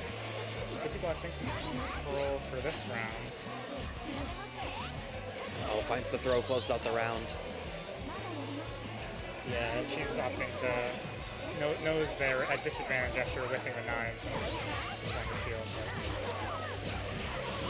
We'll get our juggle here into the knockdown. Put out Cactus. Yep. Oh, it blows up the heat. Wow, really gets the follow-up combo there. It's so much time for some reason. Should those knives too. I mean, luckily that didn't end up a fatal counter. Okay, there's Spooky with the shield, nothing. Nice choice. Skill DP gets out at the very least. It's an air throw, but it comes of it really. Vanish gets shielded, and then punished on the ground with nothing in the throw. EX, do you know? No, I mean, even just getting some of the moon gauge there is not bad. That's fair. If you don't know, don't risk it. This is top 8. Okay. For what it's worth, you can go with an air thrower. Yeah, Spooky able to close that one out. Very nice. Yeah, some good adjustments here, despite the fact that, like, I don't necessarily know that SpookyBlast has fully adapted to the neutral that NuclearCheese is bringing, but, like, tending away from air knives and playing more of a ground game, and really representing this throw because NuclearCheese had been shielding a lot, which is now why we're seeing so much Moonskill Molotov, I think, instead. Okay, with the shield, too big of a punishment. I mean, also this tendency towards, like, finding these little spots to start to charge, it continues to put the onus on NuclearCheese to be like, yeah, you can really try to pick your spots, but I'm going to generate stuff for me here.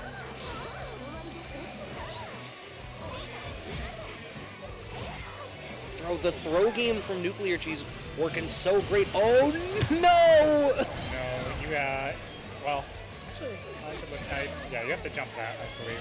And, It's unblockable on the ground? yeah, well, in current code, it's, yeah, unblockable. Jesus. That might be everybody gets one. And NuclearCheese with SpookyBlast's one.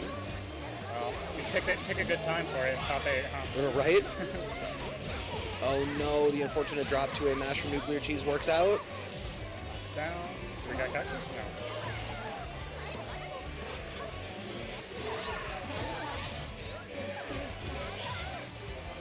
Last one that does not go into Pyro after.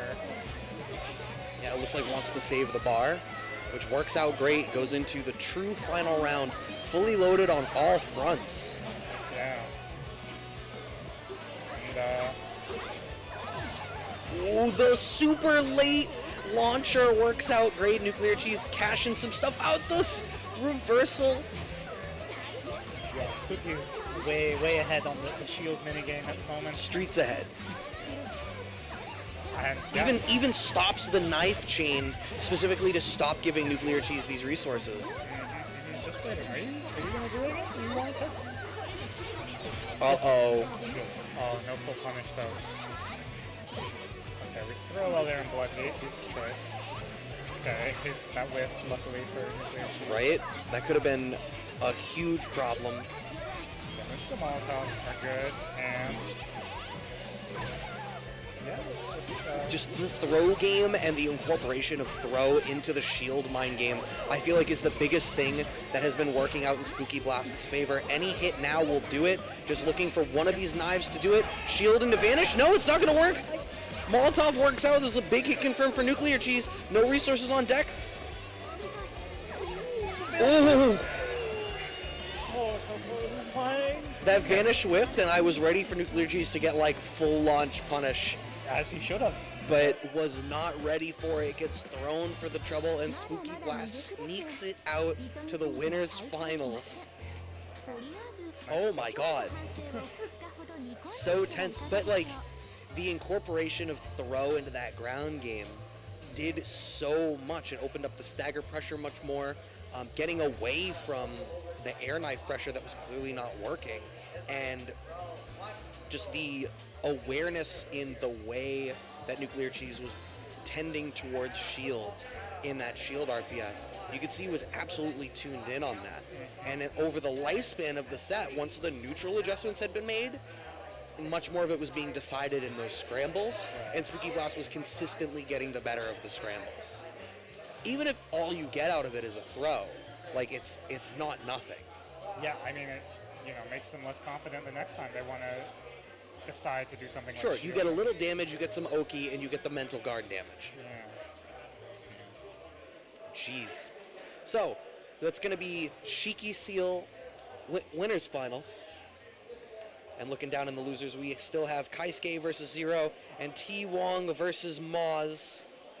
If you are liking what you're seeing, please make sure you give a follow to Boston Blue Beat on Twitch and on Twitter so you can stay tuned in for all of the other action that they are bringing you, both online and off, because while we're running this offline event here for you today, there's more offline events. The next offline monthly is next month, November 6th, here at Balance Patch, once again with all your favorites. And if you're so hungry for anime fighters, if you're so hungry for more Boston Blue Beat, October 17, they're going to be running the online brackets with Guilty Gear Strive on PSN, Guilty Gear Plus R, and BBCF. So make sure that you are following all of the socials so that you are up to date on when all of these things are happening. Whether to enter or just to watch. And if you want to show some love to the players, !Matcherino in the chat. We'll bring up the Matcherino. You can use those codes for the free 50 cents. We continue to say use codes despite the fact that now all you need to do is hit the claim code button. You're not using a code. Right, what's a code? Kaisuke versus Zero is going to be the next one. So Zero probably still on Miyako. Yep. And I'm drawing a blank on Kaisuke right now. Kaisuke, that's what I was saying.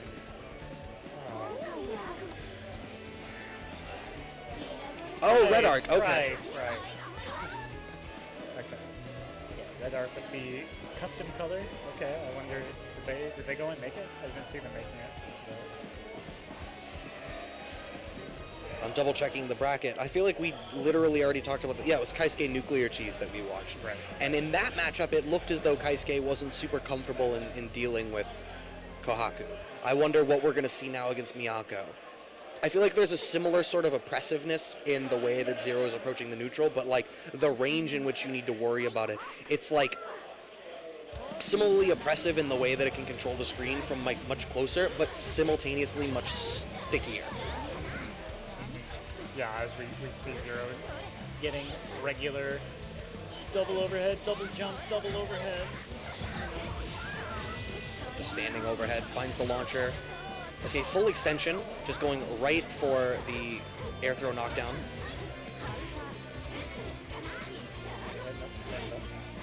Oh, fatal counter not in range for the follow-up, unfortunately. Walks back a little bit too far. Okay, the overhead gets blocked. They're blocking it. Oh, excellent choice. Nice. Cancel the drag and then shield.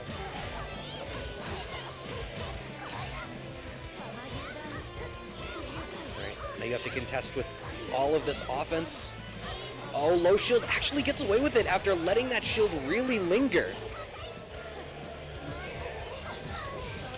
Catches a backdash here. Oh, Not able to spend any resources there, though. yeah. I wonder whether that was Kaisuke making a deliberate choice to try to go for like a tech chase. But I can't help but feel like it seems as though that immediately doesn't feel very strong. Right. Yeah. He gets the hit here just as heat runs out, unfortunately. Ooh. Heat will get punished. That is such a disrespectful way to kill after punishing heat too. Just the throw.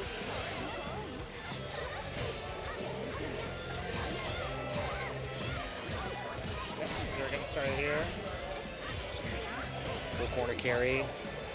Has the jump for the safe jump. Goes for the empty low instead. Kaisuke gets smoked. Cycle back. Okay. Stand tech, I guess. Still blocking the overhead. Representing that option so consistently, but it keeps getting blocked. I wonder how Kaisuke can restructure the offense to really try to compensate for the fact that Zero is very clearly comfortable blocking that overhead string. Yeah, where we saw it work out was actually flipping Zero trying to backdash away, right?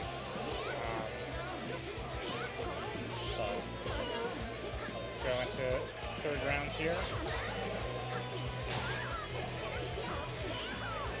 They're chasing all the way down the high jump kick. The backdash gets away from it.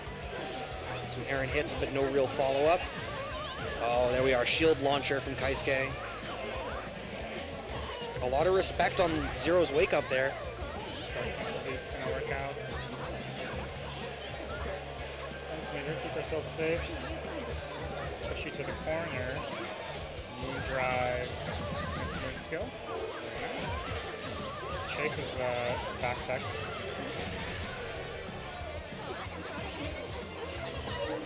Overhead blocked again. But I like that. Doesn't follow up after the fact like we had seen and opens up the throw game afterwards. Which is like what I was trying to think of, like how you restructure it to threaten the overhead and still expose the throw game. But given the tendency towards following the block strings after the fact with like the Rekka chains, then like you still get the opportunity to go forward after the overhead. Like no one's instinctively hitting buttons after they block the overhead. There's the expectation that more is coming. Right.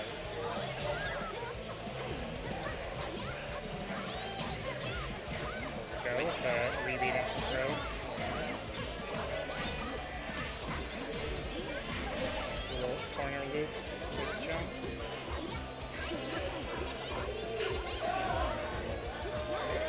takes the turn back, very clean. A nice Ooh. punish though. Zero gets the better of that exchange, taking this first round here in game 2.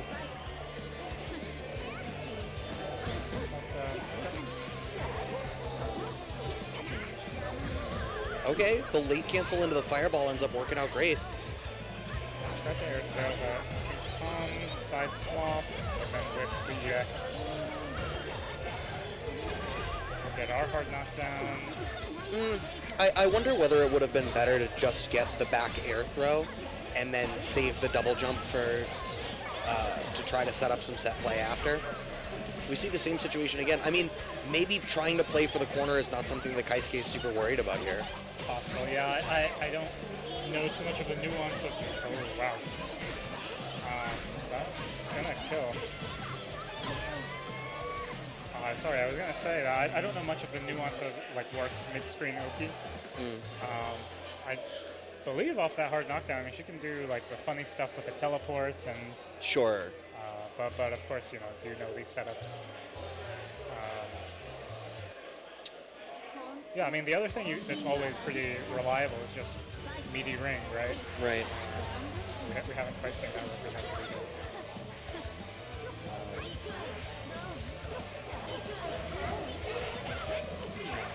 Another one of these errant, like anti-air 5A and not quite finding anything after.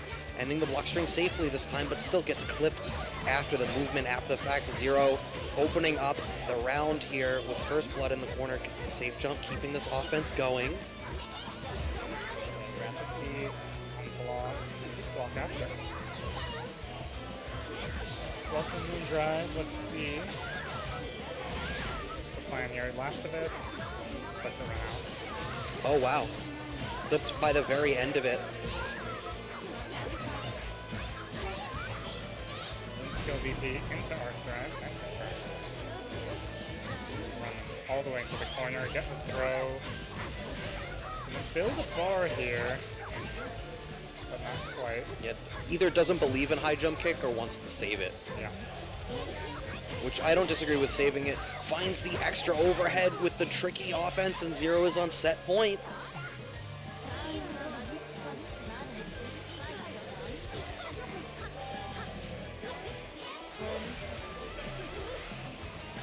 Charging a little bit from full screen near Zero. Wants to make sure. Ooh, air counter hits. Nice, has to spend the double jump in the air, but still finds the knockdown. Gets a clean hit on the Oki after the fact, however. Air dash back. Yeah, good block from Zero, but just maintaining the screen position is really good. Set, Zero with the corner. Gonna spend their meter, set up time. Low shield, waits for it.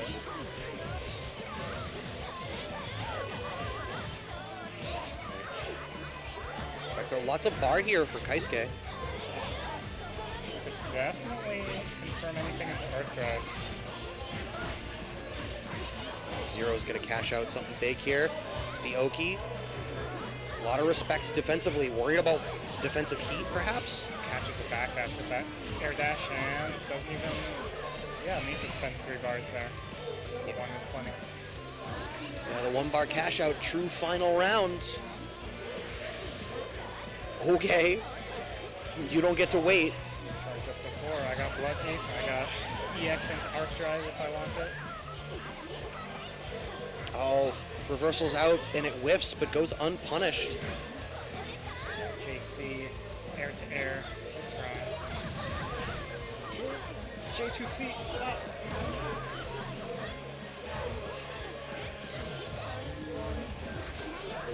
Feed into rings, shield it. Okay, high jump kick to try to get out, ends up back in the corner anyway. Kaisuke with a healthy life lead here. But Zero has plenty of resources. This can still go Zero's way. Oh my god, heat in Kaisuke's face. While shield, he had a shield up. It works out for Zero and they're unblockable. Okay. So the Arc Drive is a very high damage anti-air. I mean, it works. Look at the great equalizer between the amount of health that Zero got back from heat Now Kaisuke's going to get a bunch of health back, but health just shy of even. Zero with the slightest of life leads. About 30 seconds left on the clock. Gets clipped by the overhead at the last second. Another heat. Okay. I feel like they're just going to be trading heat. Overhead gets blocked. Oh my god, the delay, the time of that stagger. Just shy of getting another bar. Wake up, Moondrive, shield, shield on shield, violence. Look at all this violence. Finds the throw. Zero doesn't get the follow-up. Now Kaisuke heats. Moonskill DP just wants out. Okay, blocks the Moonskill, wake up. This pressure. 2 seconds left on the clock. Oh, Zero just took it. Oh my god, what a close set. Wow, Kaisuke out at 7-0, earns the right to move on to play NuclearCheese. So you get to play the Kouhaku matchup now. But hey, we'll see how Zero does. Yeah. I assume our next match is going to end up being T-Wong versus Mozz. Okay, Arc and Roa. Okay. So, regular Arc with a red shirt. Yeah, not to be confused with red Arc with not a red shirt. Or red Arc with a red shirt. Redder Arc. Right. Red squared. Red 2. That's when you start getting math in, which, as we all know, eventually happens when you let these anime things run for long enough. These people are all nerds. Eventually, it turns into like Kingdom Hearts 2 name, like Kingdom Hearts spin-off game names. You have to start doing advanced differential calculus to know where it fits in the timeline. Yeah, so Arc and Roa, I wonder how this matchup's going to end up playing out. One thing that we saw from Mozz when they played last was, again, I feel like it was, I think it was against Zero. No, it wasn't against Zero. It was against NuclearCheese Kouhaku. And just the difficulty to try to keep the game grounded for long enough to open up the offense behind Lightning. I imagine perhaps not going to have that same problem with Arc, who feels like her structure is inherently a little bit more grounded just with, Berserker Splash style approach. Right. That said, it still has very nice air button. Sure.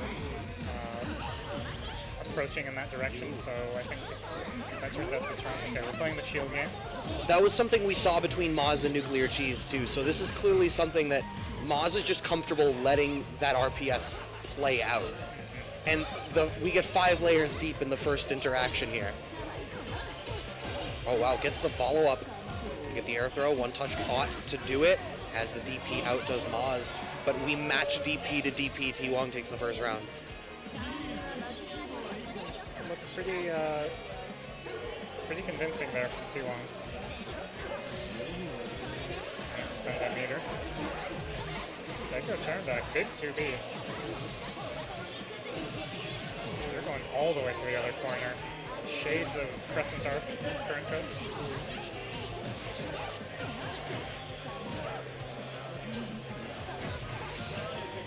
Just this tendency towards shield, and I feel like one of the things you can really expose Mozz for is like if we similarly open that throw game exactly like that, this tendency towards shield.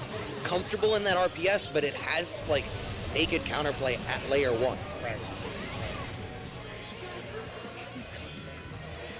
Okay, shields through it, shield into launcher, closes out the round. Of course, you can whiff cancel A normals into things like shield.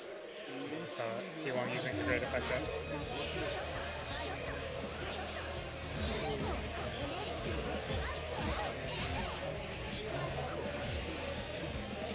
Right. Back throw from Mozz after activation. Just waits out the shield again. And I feel like that's something that T-Wong is just gonna, like, as the set goes on, if Mozz doesn't, I'm trying to think of the word, well, innovate defensively. Right, got to present some new stuff. Ooh, great stagger pressure.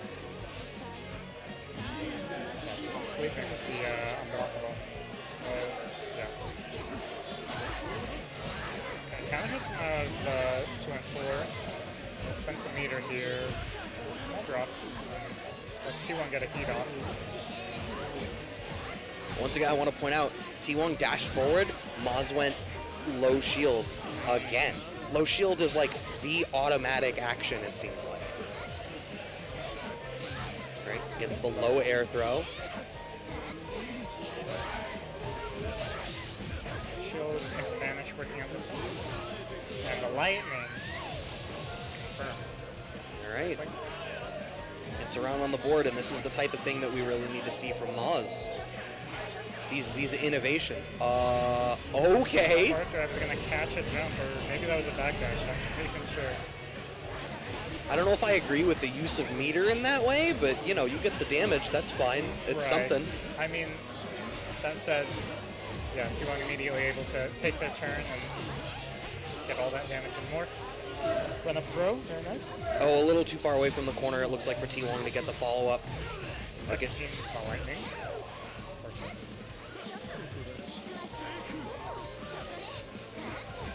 Right, just jockeying around for the right spot on the screen so far. Oh, straight into the arc drive. Is that going to kill? I believe so. It is. T-Wong is going to close it out 2-0, and it's a shame. It feels like it really took that first game for Mozz to get comfortable, and I feel like that's the same thing that we saw from Mozz on the winner's side in the match against NuclearCheese. That first game, it was like it took that long to sort of acclimate beyond what Mozz just sort of natively does to what their opponent is bringing to the table. Yeah. And, you know, in both cases, I feel like the tendency towards the shield game that Mozz was both forcing but also losing out at the end result of sort of in the way that it was natively playing out is you need to be able to shift off of that if that's how that's going to end up going. Right, right. Those are, yeah, not easy habits to break, right? No, of course. And it's still a new game, right? Like, Sure, you know, you got to feel this stuff out right. anyway. Make whatever critiques I want from the chair. They're the one in top 8, and I'm the one sitting here. So true. That being said, though, change, I'm smarter, angry face, etc. NuclearCheese and Zero. Speaking of NuclearCheese. All right, yeah, both old men, I'm going to say it. Okay. So, Both of their native walk cycles are definitely them creeping. I just want to point out. They both look like they're like about to go and like play a big bad joke on older brother. yeah, that checks out. Oh, the anti-air? Okay. Wow, that cross under. Okay, we're just bringing our moon gate. What, like, I already want to point out, so many matchups so far, we've seen NuclearCheese tend towards JC. We're already seeing, because Zero has these great air tools, NuclearCheese is already tending towards early JA instead. Arcueid for the knockdown, and set Cactus does not want to block the overhead. It won't kill because of the heavy scaling. But anything should do it here. Right, there's the throw starter from Zero, though. Okay.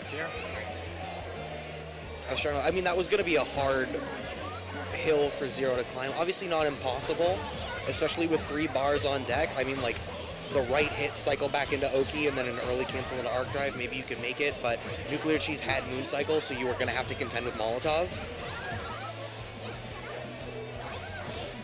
As we say that, Moonskill Molotov's giving NuclearCheese the corner back.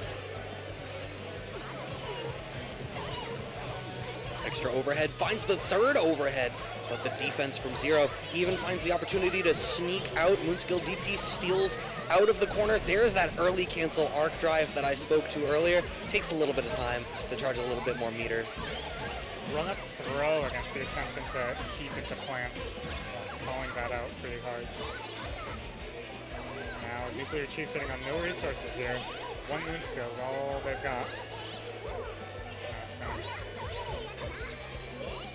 Oh, just backs way off, and now Zero in that same space of like, I've got the life lead, I'm gonna build some bar and wait for my own chance to come in.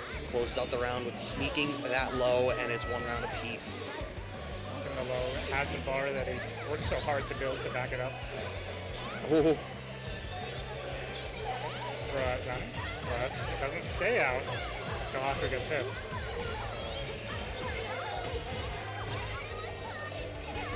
Goes low.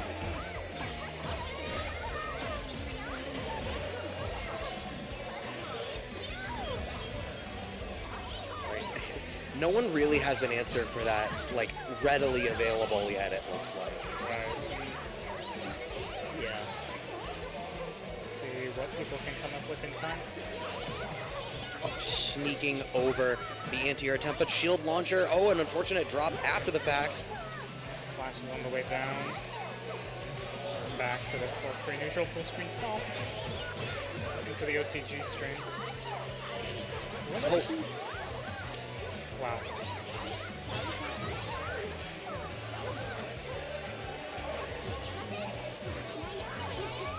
Oh, wow. In the air, once NuclearCheese had committed so that he could air shield and finish the job. Very smart there. Yeah, Zero playing this really, really well. Creeping round start, as you said.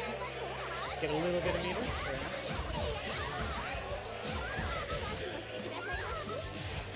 Right. Wants the knockdown. Send out the plant. Bring up the homie. Stays the single layer of additional anti-air this time. Zero's defense, it seems like a consistent thing that I feel like Zero's defense when dealing with Oki in the corner has been really solid. Right. You know, current code will do that for you.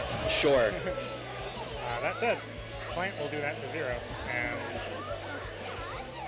NuclearCheese takes the first round with the perfect. Oops, low. Using Molotovs to escape the corner. And now we've got this controlled range, but tries to go in, and Zero ready with the shield into launch. I can't help but feel like we're seeing such a similar story that has continued to play out in almost every one of Zero's matchups. Like, if they have a great sense of, like, controlling the screen, like, that's fine, but Zero's defense is so good with the back against the corner, and eventually Zero's going to get out, and the corner carry that Miyako seems to have is like, I'm sorry, we're going straight back in. And NuclearCheese has that great degree of space control, you know, the utilization of the JC and these other tools that she has, but it ultimately just means that NuclearCheese is threatening from a farther range, but it's still the same situation for Zero, which is I'm stuck in the corner and I need to block until I don't. And it's set point for Zero. Rising aerial, gonna beat out the JC clean. So many. Air throw. Let's see. Staggers, baits the heat. Yeah, does not want to get last start. Throws instead for the combo. Oh my god. Head, real clip. Safe jump goes for the empty option. Answers Moon Drive with Moon Drive. Now we actually saw an air throw on the Molotovs. Moon Drive's all run out. Shield launch.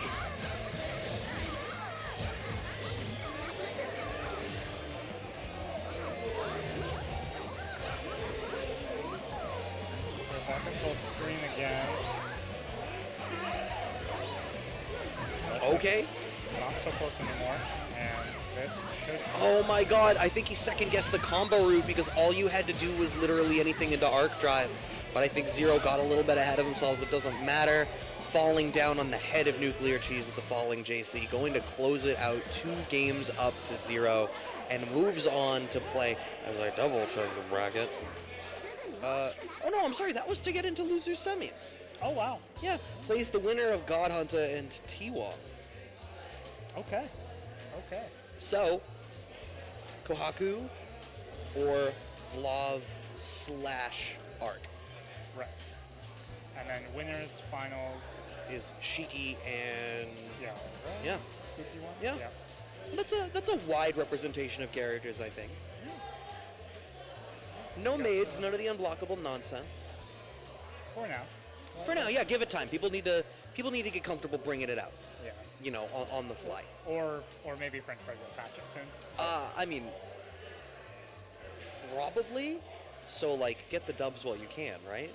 Yeah.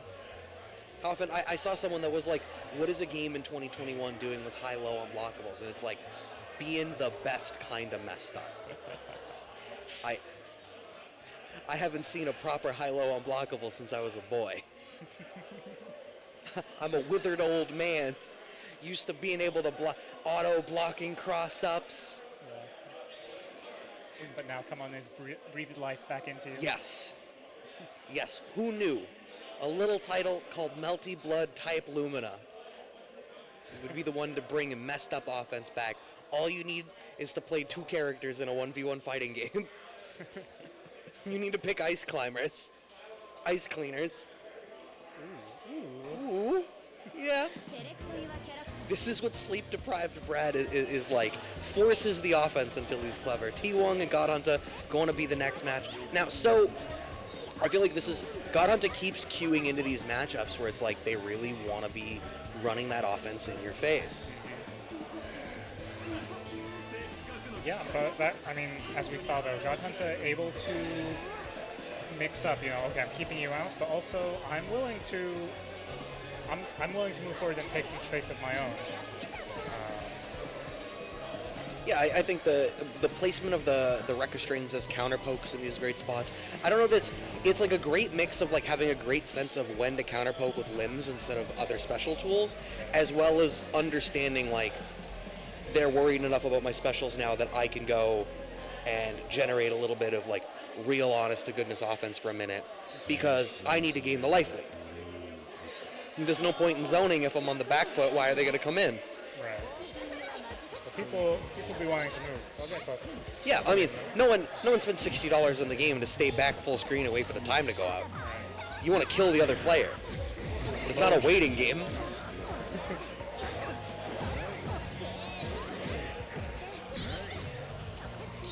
Finds the side switch.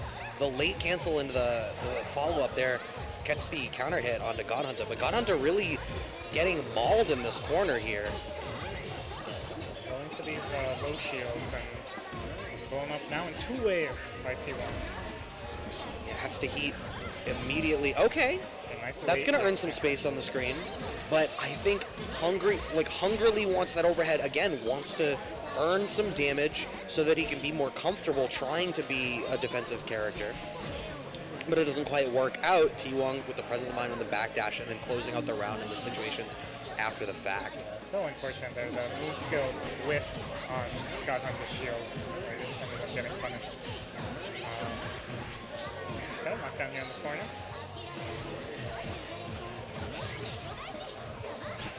Okay, nice 2A mash.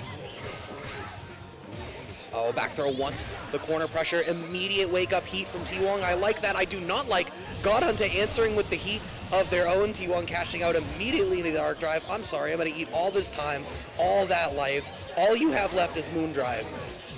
I need back jump C. That's vintage Melty Blood right there. Covering the attempt to take some space forward. Throw. Yeah, we saw God Hunta have a really good throw game earlier. Oh my god, aggressive heat. Moon skill gets away with it. The double jump afterwards. T-Wong closing out the round. Yeah, you were right. God Hunta's throw game was really good. I think the problem here is it's in part like T-Wong's defensive movement has been really good. We're not seeing God Hunta get the same opportunities that they've had before to really start the zoning game, and part of it is when they try to open up offensively, T-Wong is constantly slipping in and out of God Hunta's range.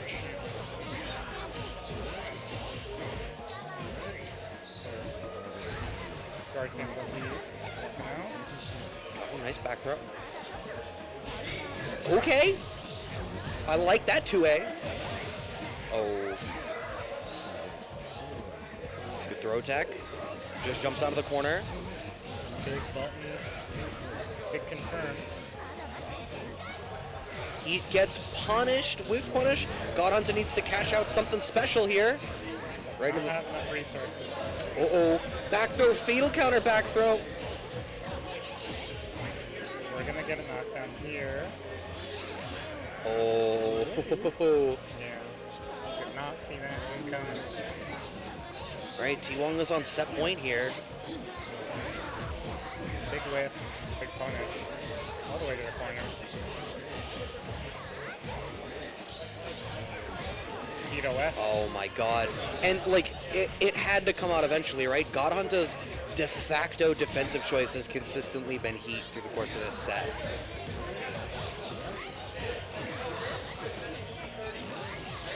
This round, all T-Wong so far. Got under text that throw, very clutch. Oh, that's going to close it out on a perfect, I think. T-Wong ending it, and God Hunta quite simply never got the chance to start. I think more or less every round starting off super early for T-Wong's favor. And by the end, it was as if all God Hunta had was heat, defensive heat, and that gets solved. So that sets T-Wong up to go opposite 0. For loser semis? Yeah, for loser semis. So top 4, Shiki, Ciel, Miyako, yeah. Cool.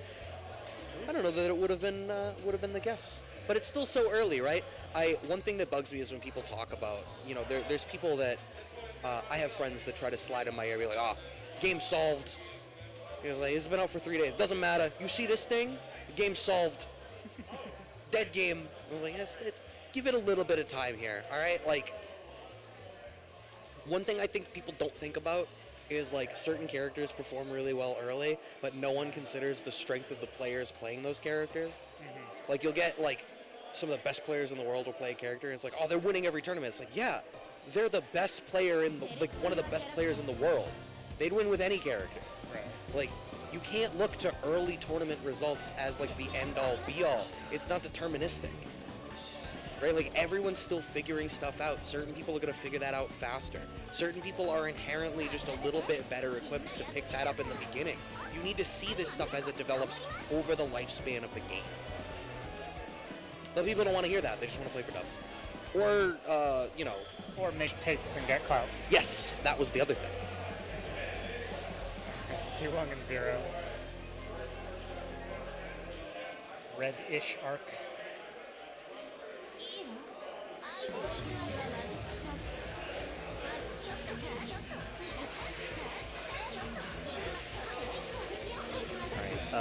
Pretty cautious neutral game, I think, in the beginning of this, but T-Wong, one thing that I think is going to be decent here for T-Wong is I feel like the effective range is better, and I think Arc has a slightly easier time, it looks like, capitalizing on some of these stranger hit confirm situations.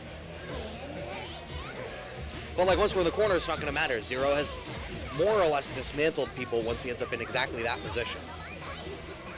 Shield. Oh, it doesn't get the counter out of time.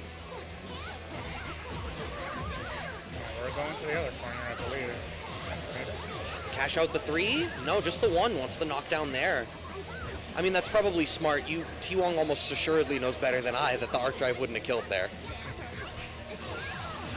Just DP through the front trap. Saves the 2 bars. It ended up the economical decision. Okay, great air to air. Nice mid-screen pressure. Oh, the chase down catches the backdash.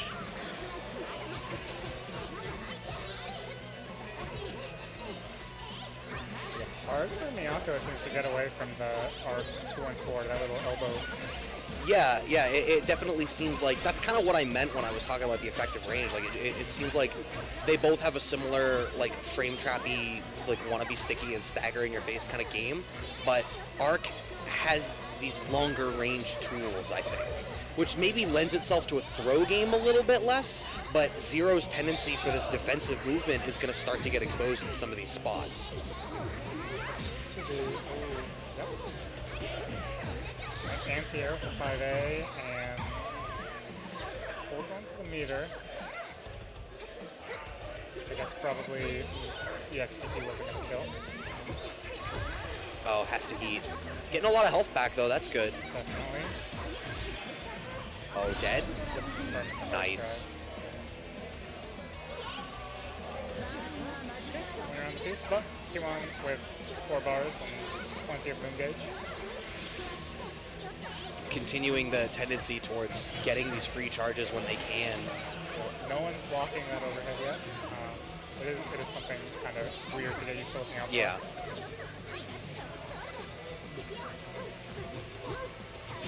Ooh. Unblockable.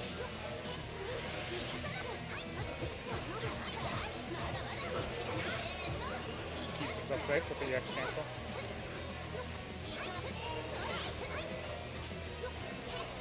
And T-Wong content to, as I say that, floats right into Zero's loving arms.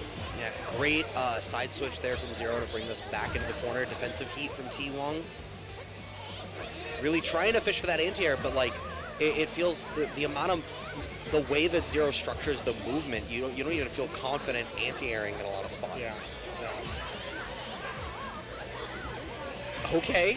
Let's go staunch for reliable.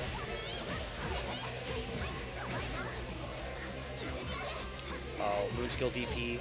That's fine. We get the side switch. Moonskill DP this time from Zero. Heat. Oh. Punished. Just barely punished. I thought that they were going to get away with it.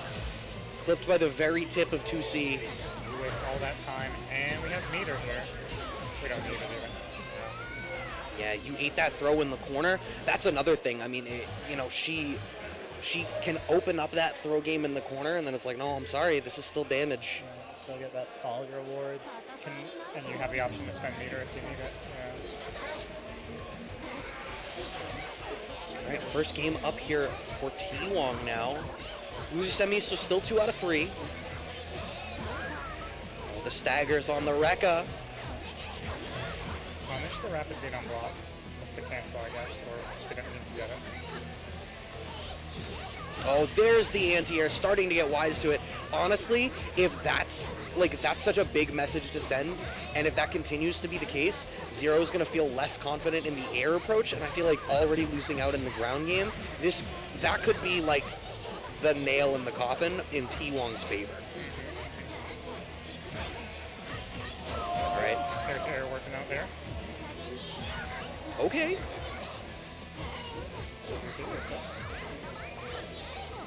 Oh my god, just letting these moon skills rock.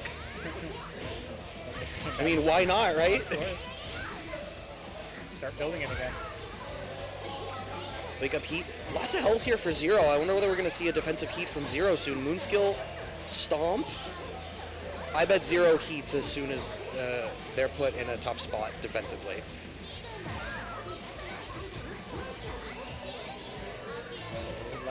So this tendency towards the throw game. T-Wong really wanted the heats, but Zero delays it just enough to catch them. Oh my god, who did it? Show yourself.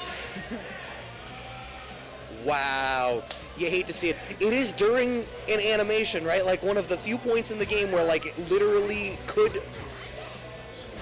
But come on. I get, okay. Yeah, gotta let it rock.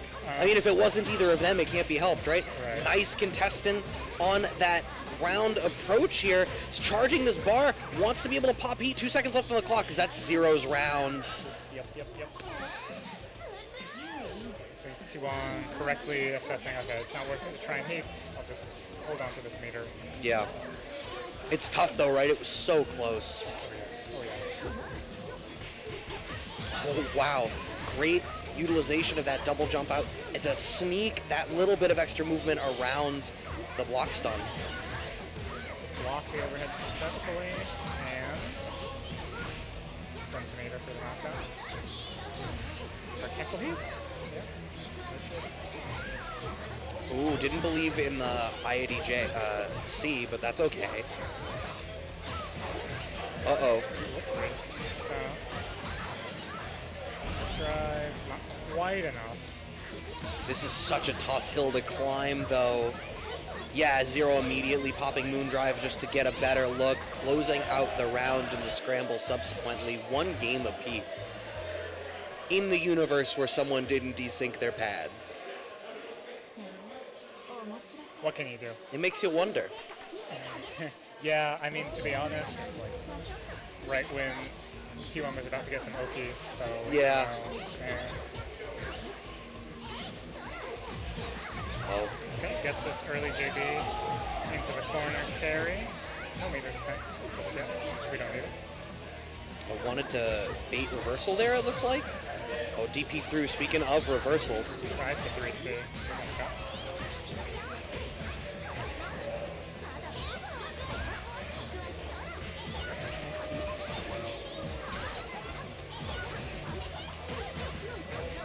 So, air throw, safe jump. Oh. Yeah, has to moondrive. It's on safe jumps if you do wake up moondrive on a safe jump, you get a free throw. Oh, I wonder, was that a drop or was T-Wong aiming for a tech chase there? Oh, great air utilization of your air normals there. T-Wong finds the fatal counter, closes out the round. We are on set point T-Wong here. 10 more years of getting counter hit by ArcJC. Can't wait. But this time, look at the resolution now. So true. Look at the character models are taller. The screen is proportional. 16:9. There's no cats. Yes. No. I'll play Len in the other game. I hope Len never makes it, but also I kind of hope Len makes it. Arc drive here from T-Wong. Oh, that's gonna close it. Wow. I thought Zero was gonna get one more chance. I didn't think it was gonna matter, but it you know how little it mattered? It didn't even happen. T-Wong is gonna close it out, moves up to the losers finals, waiting for the result of SpookyBlast. And did you know that he played Lyndon B. Johnson in a stage play once, Bryan Cranston? Cool. Also, apparently, a locally accomplished Melty Butt player. Who knew? The man has range. I'm just saying, comedy, drama, monster movies, And mix. Yeah. He's ready for the range. And y'all can use your range. You can be viewers. You can also be contributors, because if you use !Matcherino, you can go to the Matcherino and claim those codes for the free 50 cents into the pot. We are down to the top 3 players, which means you know with about a 33% chance of certainty who's going to take the bulk of that money. That's just math. You need that to count frames. Who counts frames? Social construct. Nerds. And we're nerds. Yeah. And so yeah, winners finals. Local legend Bryan Cranston. Local legend. Yeah, no, people don't know when he's not, appearing in films with James Franco. He is up in Massachusetts playing Melty Blood type Lumina. You were probably surprised by that because the game is only like 10 days old, but you're subsequently surprised by that because you didn't expect Bryan Cranston to have such good taste. Yeah, which is why you should come join us next month, November 6th. Anyway. There we are. I like how you brought that back to us. Oh, speaking of back to it, back from full screen, dash in to A, immediately starting everything. SpookyBlast wants to set the tone of this. The slightest of life lead and then straight back to full screen, getting a little bit of charge. I do not want to try to go into the space that Shiki is going to control. There's that meeting night. Great spot to be Ciel right now.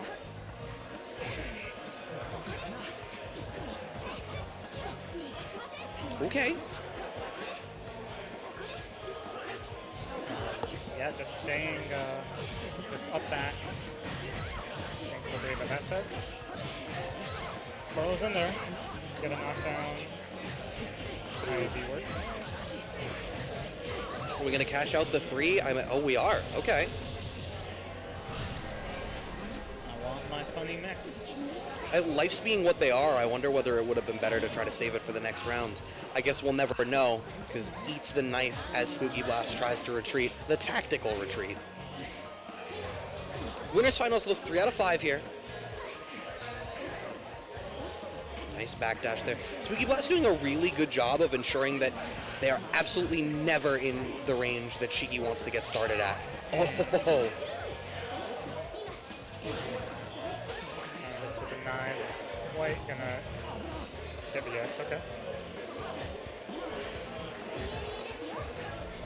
And Barlowe not quite representing options that are going to catch just up back at this sort of mid-range here.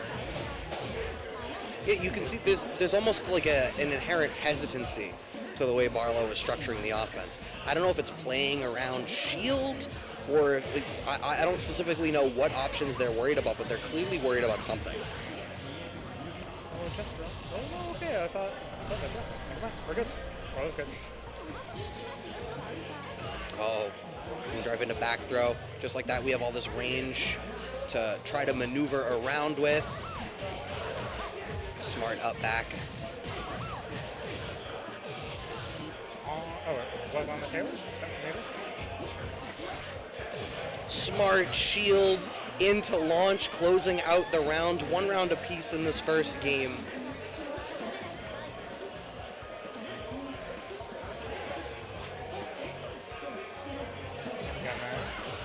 Ooh. A good response here. You can see Barlowe's definitely playing warmer too. When we saw their earlier matches, we saw that combo string dropping a lot. But we're not seeing that. Oh no, what did I do? I can't believe you've done this. We're punishing knives, yeah. Look, Bryan Cranston isn't always doing winners. Sometimes he's in Power Rangers. Where he's like, I feel like I'm getting. You were like, how is that not a winner? He was, in case anyone doesn't know, wasn't he like a rapping pumpkin man in an episode of Power Rangers? I think you're the only. I said I was digging deep. In this venue, who knows? I don't think that's true. Someone in here is like, that's my favorite episode. I'm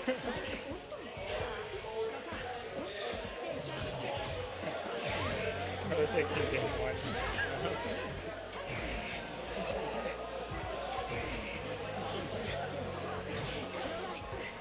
You can see. Okay. Shield on shield. Yeah, Spooky showing that nice willingness to do shield nothing. Punish your reactions. Yeah, I feel like we're seeing they're both making these adjustments in real time that I think is really interesting. Yeah. Barlowe is moving on the screen better around the way SpookyBlast is structuring their offense, but I think SpookyBlast is the way SpookyBlast is sort of choosing to shield and structure the throw game is continuing to evolve to blow up Barlowe. JA chase down, closing out the round anyway, taking the lead in the set now. Halfway there.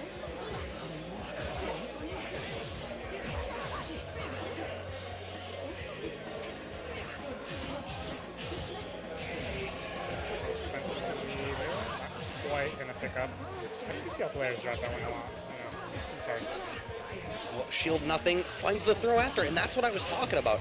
I feel like that's happening sort of consistently, where like it looks like they're gonna open up the shield mind game, and SpookyBlast is just like, nah, I'm just gonna throw you.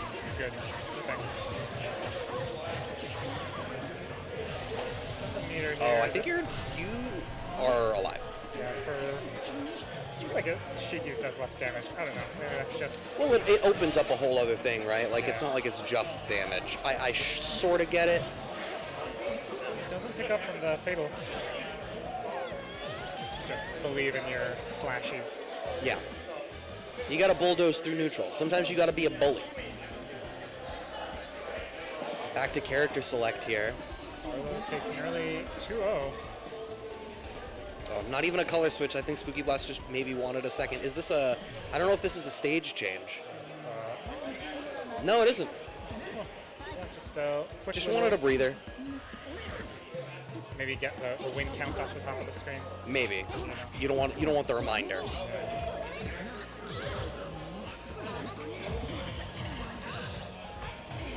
It is 2-0. Nice shield.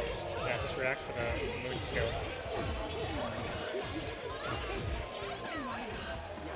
Meaty knife. Barlowe respects it. Be like Barlowe. Be like the person in winners finals. Yeah, It's a good thing to aspire to. You know what's better? Being the person in grand finals. True. Barlowe working on it right now. Not going to have the bar. I think one thing that's been difficult is like keeps going for these arc drives, which I understand why one would tend towards it. But look at the life that gets left on the table because he loses the ability to use heat to try to get some health back. Ooh, okay. Now I'm bringing out the throw game. That could be big coming up. It's cool, like how the layout of the game and the way that there's this dedicated RPS that can happen in these defensive scramble situations can really let you tune into the way that players are making these adjustments. It's like the game is catering your eye to understand the way a particular portion of the game is changing.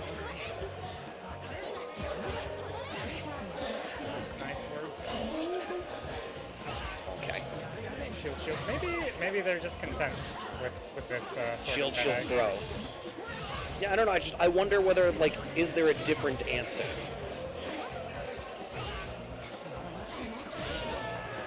Nice shield. All right.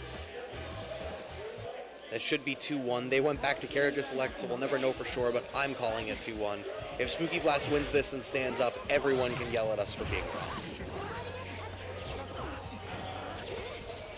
wrong. Okay. Into the back throw, building some. Well, we didn't need to build the bar. It was the beginning of the round, but. Yeah, I believe because that was an EX special, they could have just done a launcher. But maybe the corner positioning. Well, I mean, they could have done the launcher and then immediately done the air back throw into other Oki, right? So it almost feels like the default tendency of SpookyBlast here post-shield is just to go for throw and bypass the whole mind game altogether. This is set point for Barlowe now to make it up into grand finals. About to get that third bar. Here it is. Are we going to cash out into the arc drive? No, just spinning the C. Defensive heat from SpookyBlast, and I'm sorry you do not get to go through the screen. I have a lot of knives to throw. You only have one. he doesn't even throw his knife. Well, of course, he only has one. Okay. The unblock, close it out. I don't think Barlowe had represented that tool once in the entire set. Pulling it out for the dub. That is nice. There we are. So SpookyBlast gets to stay on the setup.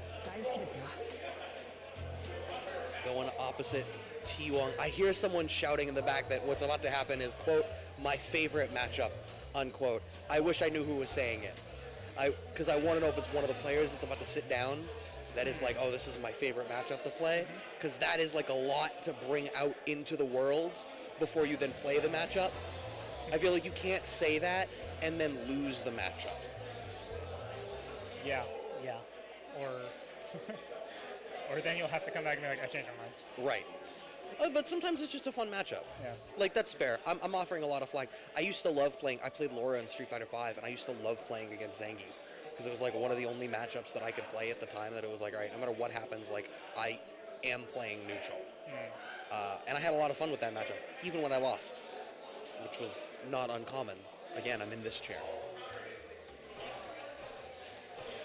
Ooh, boy. Top 3. I hope everyone's enjoyed this Melty Blood type Lumina so far. Once again, if you are just joining us, this is Boston Blue Beat, your premier destination for Boston-facing anime FGC with titles such as Blaze Blue, Guilty Gear of all varieties in both cases, Grand Blue, Melty's New and Old, Uniclear. If you think that I'm reading off of a list, I am. I'm reading off of the list of Boston Blue Beat Extend, the premier event from the premier anime FGC locale and tournament organizers of Boston, Massachusetts. January 8 and 9 of 2022. If there is a weekend to be at Balance Patch in Boston, Mass, it is that weekend. And if you're thinking some games weren't on that list, Them's Fighting Herds and Skullgirls, both also at that event, please make sure you come through for that and stay glued to your seat for this Losers Finals, T-Wong and SpookyBlast.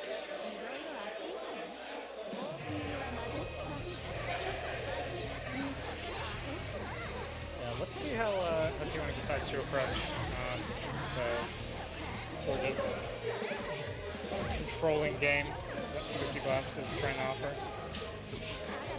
Oh, that's a shame. Spins the bar on, unfortunately, nothing. Yeah, I wonder how T-Wong is going to meet this, right? Because I think SpookyBlast has been very comfortable playing very hit and run. And T-Wong, I mean, Arc is just so fast. Yes. So I wonder, you know, if there's a character that's going to be able to chase her down, Arc may well be that character. It's already looking like it. Yeah, and, you know, maybe it's like the kind of thing where you're content to take a couple hits trying to find your way in, but then very grappler style. Health as a resource. Yeah, I mean, they're transactional matchups, right? Like, you're taking a certain amount of damage to get started. Your goal is to ensure that you give more than you got. So we've seen a lot of wake-up DPs from T-Wong. Oh my god, woke up doing something besides holding down back. Yeah. So I really don't care that you've been DPing. I will continue to DP.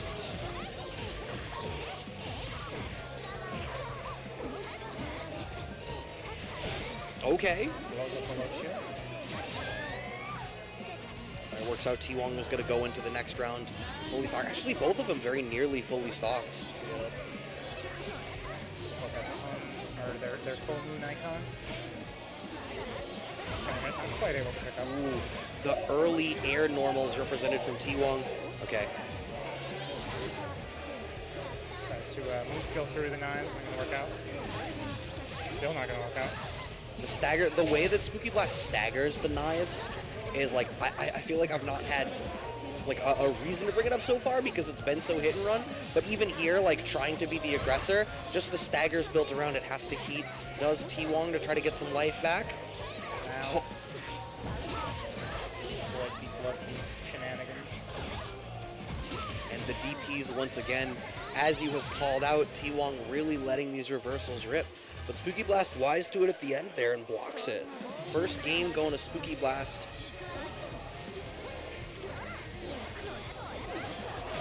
Okay. A nice EX cancel. Oh my god. Tricky. Shades of Lancelot. Alright. Although she predates him, so.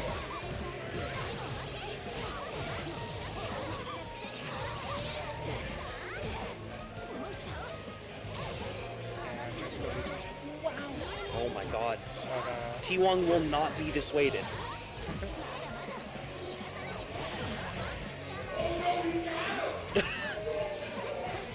Oh, okay. We're all the way out.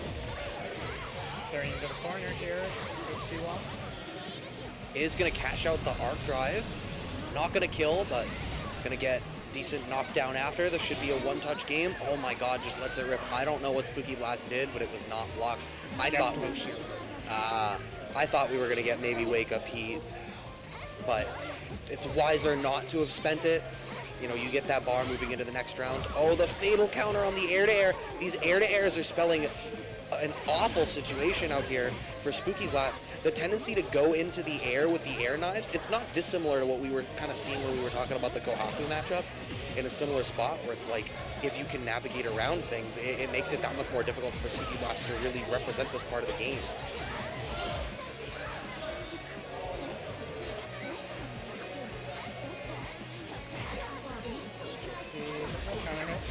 Oh, here we go. Spend it for the knockdown here. Side switch, no baits the heat, so smart! It was a good spot for SpookyBlast to heat because the tendency may have been towards trying to side swap in order to get corner position again. Right. So the IAD back specifically to bait it from T-Wong, so smart.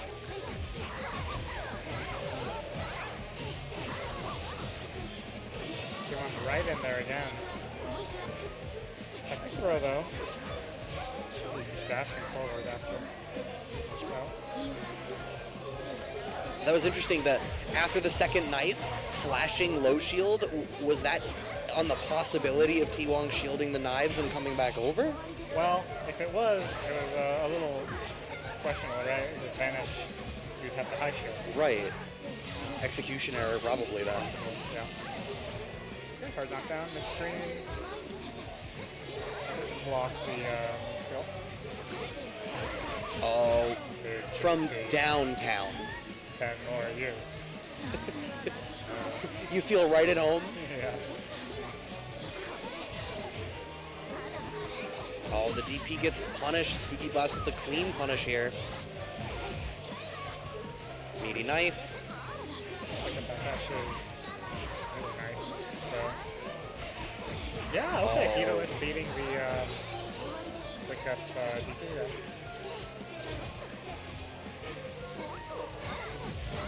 Oh wow, the very tip of 2C. She always gets the confirm.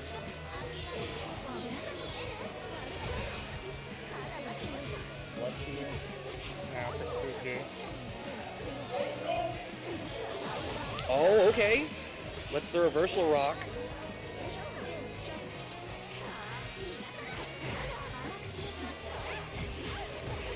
Oh, big whiff punish. Corner, no resources to spend. Nice air throw.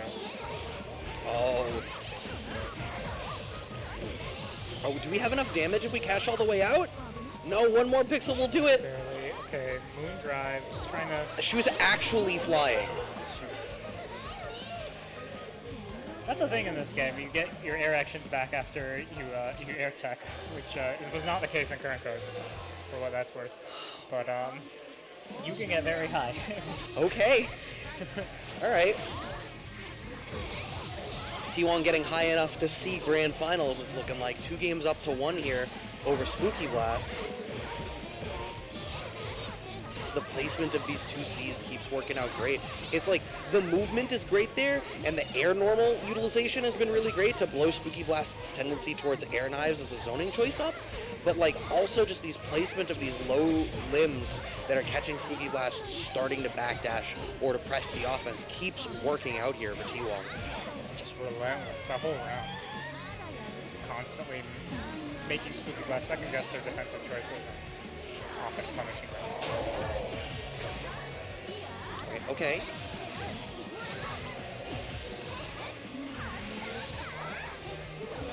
Oh, okay. Still has the air actions falling. JC again. Just ends the record chain. Oh, thought they were going to be closer. Vanish works out. Spooky on full bar here. Oh, okay. Wow.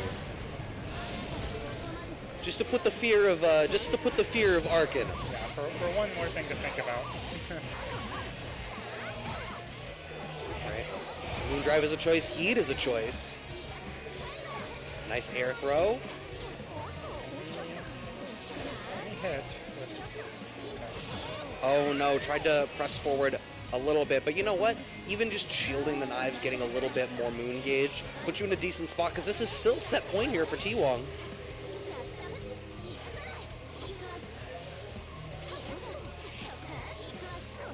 Yeah, now Spooky playing the air game much more kind of tentatively. Yeah, no, I mean, but they're both being really patient too, because I think in SpookyBlast placing them much better, T-Wong immediately understands that he needs to be choose those spots much more carefully. Hito S! Oh, but a drop after the fact. Do everything else, man. Letting the shield fully recover and then very cool. Nice punish. That was a really great round from SpookyBlast to bring us back to 2-2. Okay. We're going right in. No one wants to think about it. They're both hungry.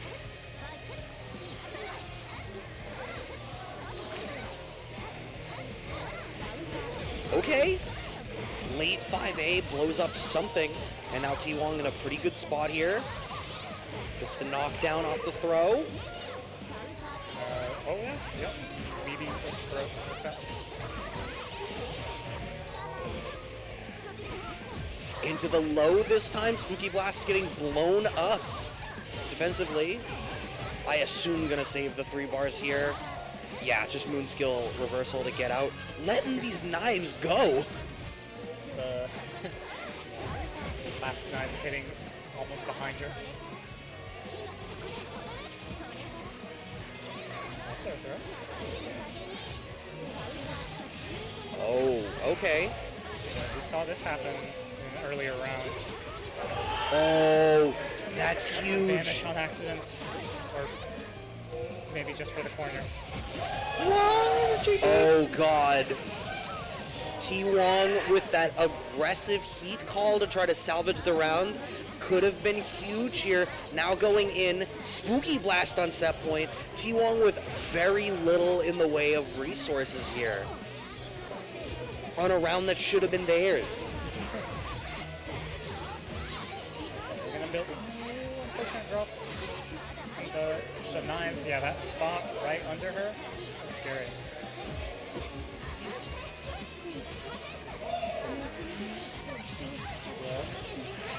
Times the knives on the right. Oh, this is a really tough spot to be in. Oh my god. Okay, we're directly. Gets a throw. Do we just go north? Yep. Alright. Well, Spooky doesn't have to be afraid to heat defensively here. Oh, but still in Moondrive, so uses the Moon Skill reversal. Answers back with the Moon Skill DP of their own, does T-Wong. Oh, oh! That's so unfortunate. Are you actually kidding me? Okay, it's, you know, day 10. Once we know. I was like, oh my god, why did he do it? Why did he? Now he's gonna get blown up by the shield. I was not ready for that. But we are on true final round here of Losers Finals. Wait, EX cancel again. Wake up DP. We're back here. Spooky with meter. If he wants to spend it, doesn't. Just maybe not. Okay, clashes the Moon Skill and gets out. Oh, look at this health situation. This is so difficult for T-Wong to try to get through. You have to navigate around these knives. JC connects, but doesn't get much out of it. Any hit now will do it. Finds the air throw. What a comeback from that set. Oh my god. That was such a turnaround from SpookyBlast. Wow. That's such a disrespectful win quote too. What did she say? She said something like, "You're not as strong as you used to be. You've also put on a few pounds." It was like, whoa, you're gonna hit her like that? All right, well, big ups to T-Wong. What a performance, out at third, and our grand finals is gonna be a run back. Brian Cranston, aka Barlowe, and SpookyBlast again. Yeah. And these two have played God knows how many sets of Blaze Blue with each other. I'm sure. But now they're meeting in grand finals of New Melty. At the first, obviously not the first Melty type Lumina bracket being run at BP here, but the first for these BBB monthlies. I imagine that this one was, specifically scheduled so that we could hit type Lumina early, because I know everyone's been so excited for this game.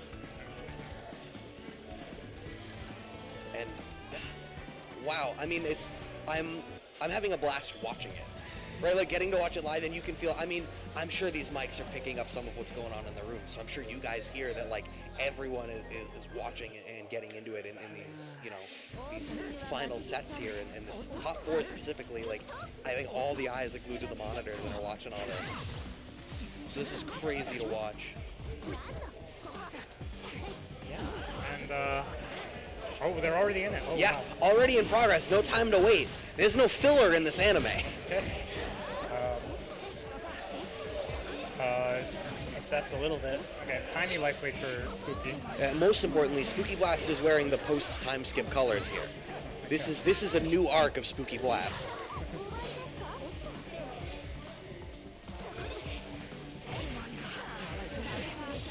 Charge a little with it. Look at our knockdown. TG. That's so much damage for no TG. I really appreciate, SpookyBlast continues to make this deliberate choice to sacrifice Oki in favor of charge and getting some meter.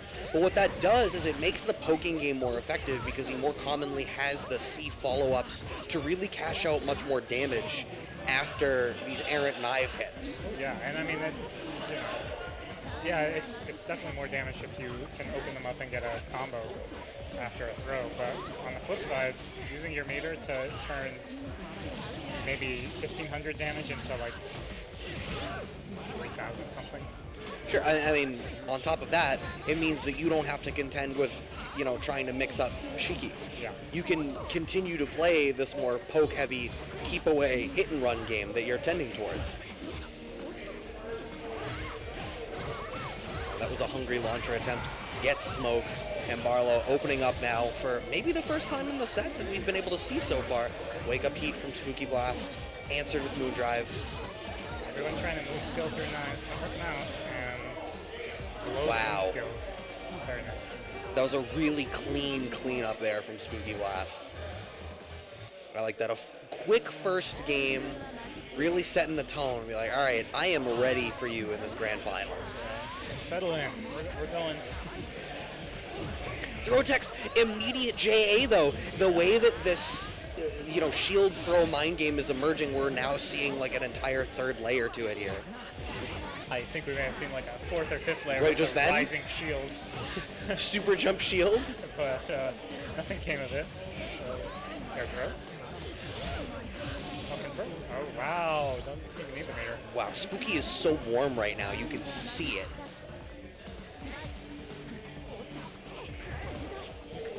Slash. Pick up.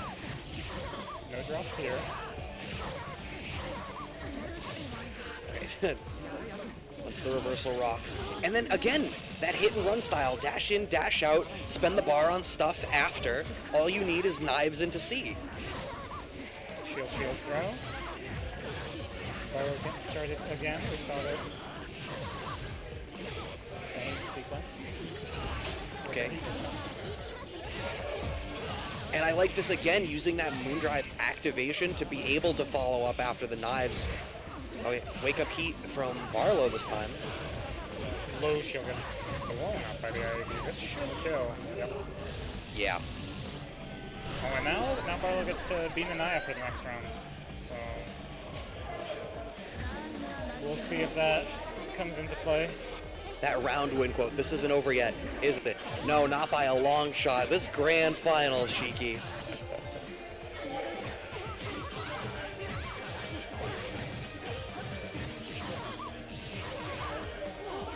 Oh, goes for the chase down, does not get it, but blocks the reversal from SpookyBlast. This is looking like it's going to be a similar cleanup here.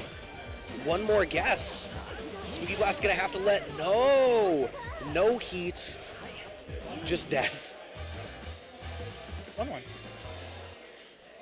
Barlowe on the winner side.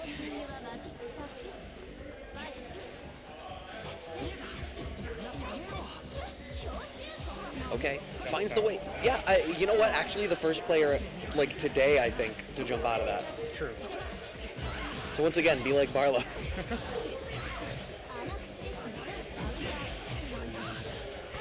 Yeah, out of the moon skill. Player's holding up after the block slash.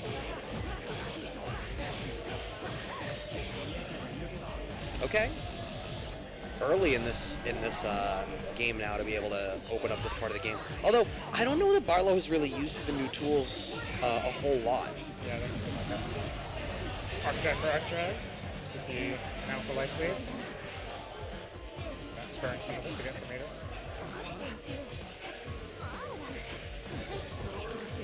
That air chain. Oh. Very nice. Yeah, scary situation when you just like block something so low to the ground and you're landing right after. Okay. DP as Barlowe tries to advance forward. You don't want that, but it's safe. Oh, wow.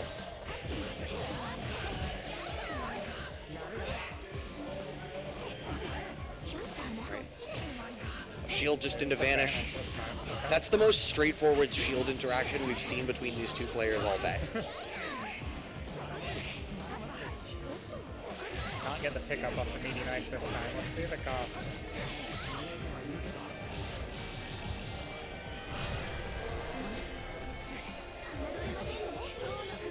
Oh, Reversal, high road, yeah.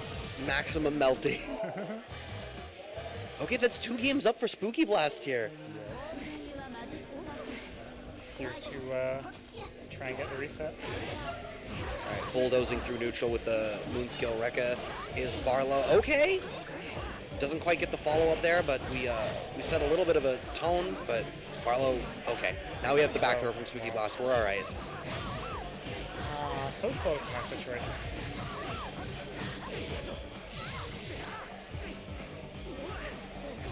Back up. Oh, that so great.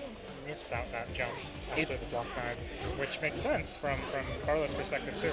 Right, but like it's another thing that SpookyBlast I think is representing very consistently.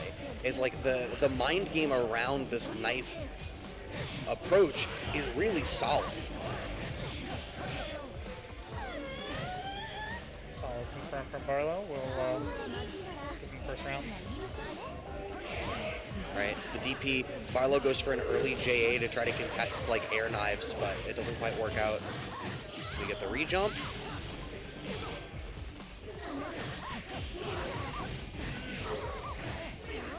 Oh, a combo drop, but backs off enough to keep the corner position.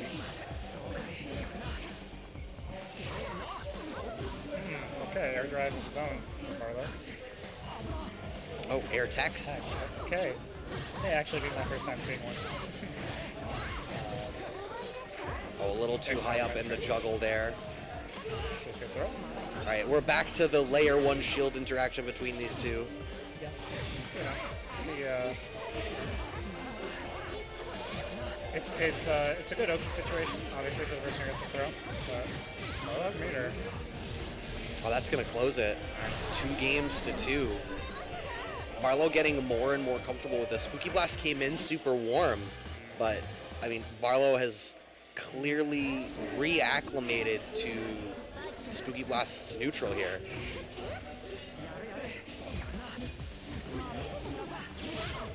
Ooh.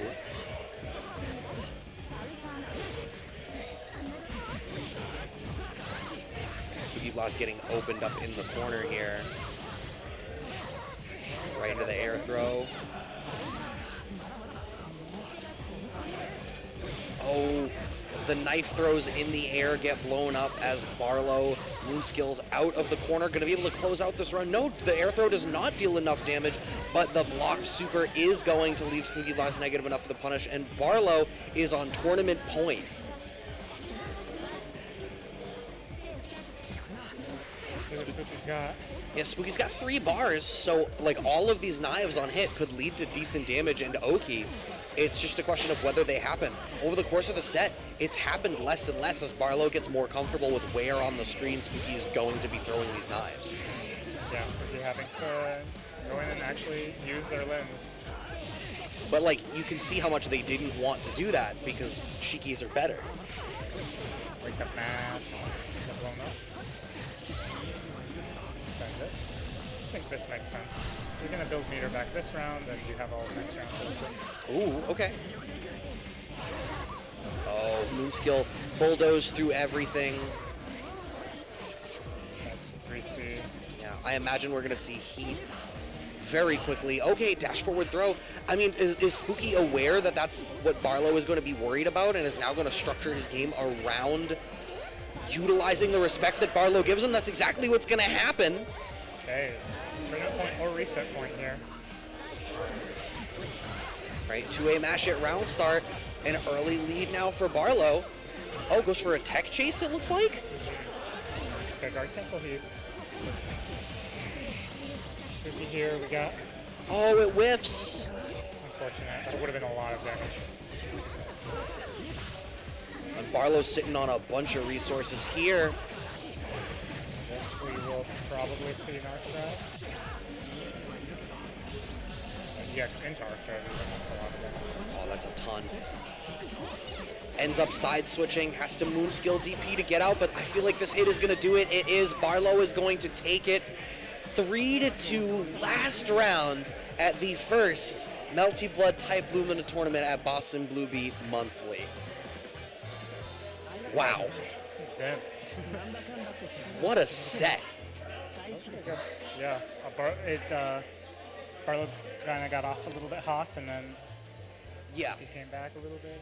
Yeah, I mean, well, you know, SpookyBlast had to play through losers finals before Grand started, and there's obviously Arc and Shiki are different characters, but like I think SpookyBlast was approaching both matchups similarly in wanting to play this hit and run style. So especially once Barlowe sat down, SpookyBlast was incredibly warm, knew exactly what he wanted to do, and you can see in that first game how comfortable and confident they were in that moment. But Barlowe, no slouch, absolutely going to get warm again eventually and bring that back out. But the going the distance of the whole set for both of these players, just an amazing performance. Amazing end to Yeah. fun bracket. Yeah, really fun. Once again, if you've not already, this is going to be your last opportunity. Please, if you liked what you saw, ! Matcherino, you can go to the Matcherino, claim those codes to put the free 50 cents into the pot. If you liked what you saw, that money goes straight to the players. They and all of us appreciate when you guys take the time to show that extra little bit of love. And make sure that you're following Boston Blue Beat on Twitch and on Twitter so that you're up to date on all these other events. We've harped on them enough through the span of this top 8. We don't have to bore them with you now. I can see that people are packing up. I think all that's left is to say thank you for watching. Hope that you enjoyed it. Continue to hit buttons. I've been Brad Muse. Smoothie, what do you have for the people? Yeah, thanks for watching. All right. There we are. Keep it simple. Goodbye, everybody. Be safe. There you go.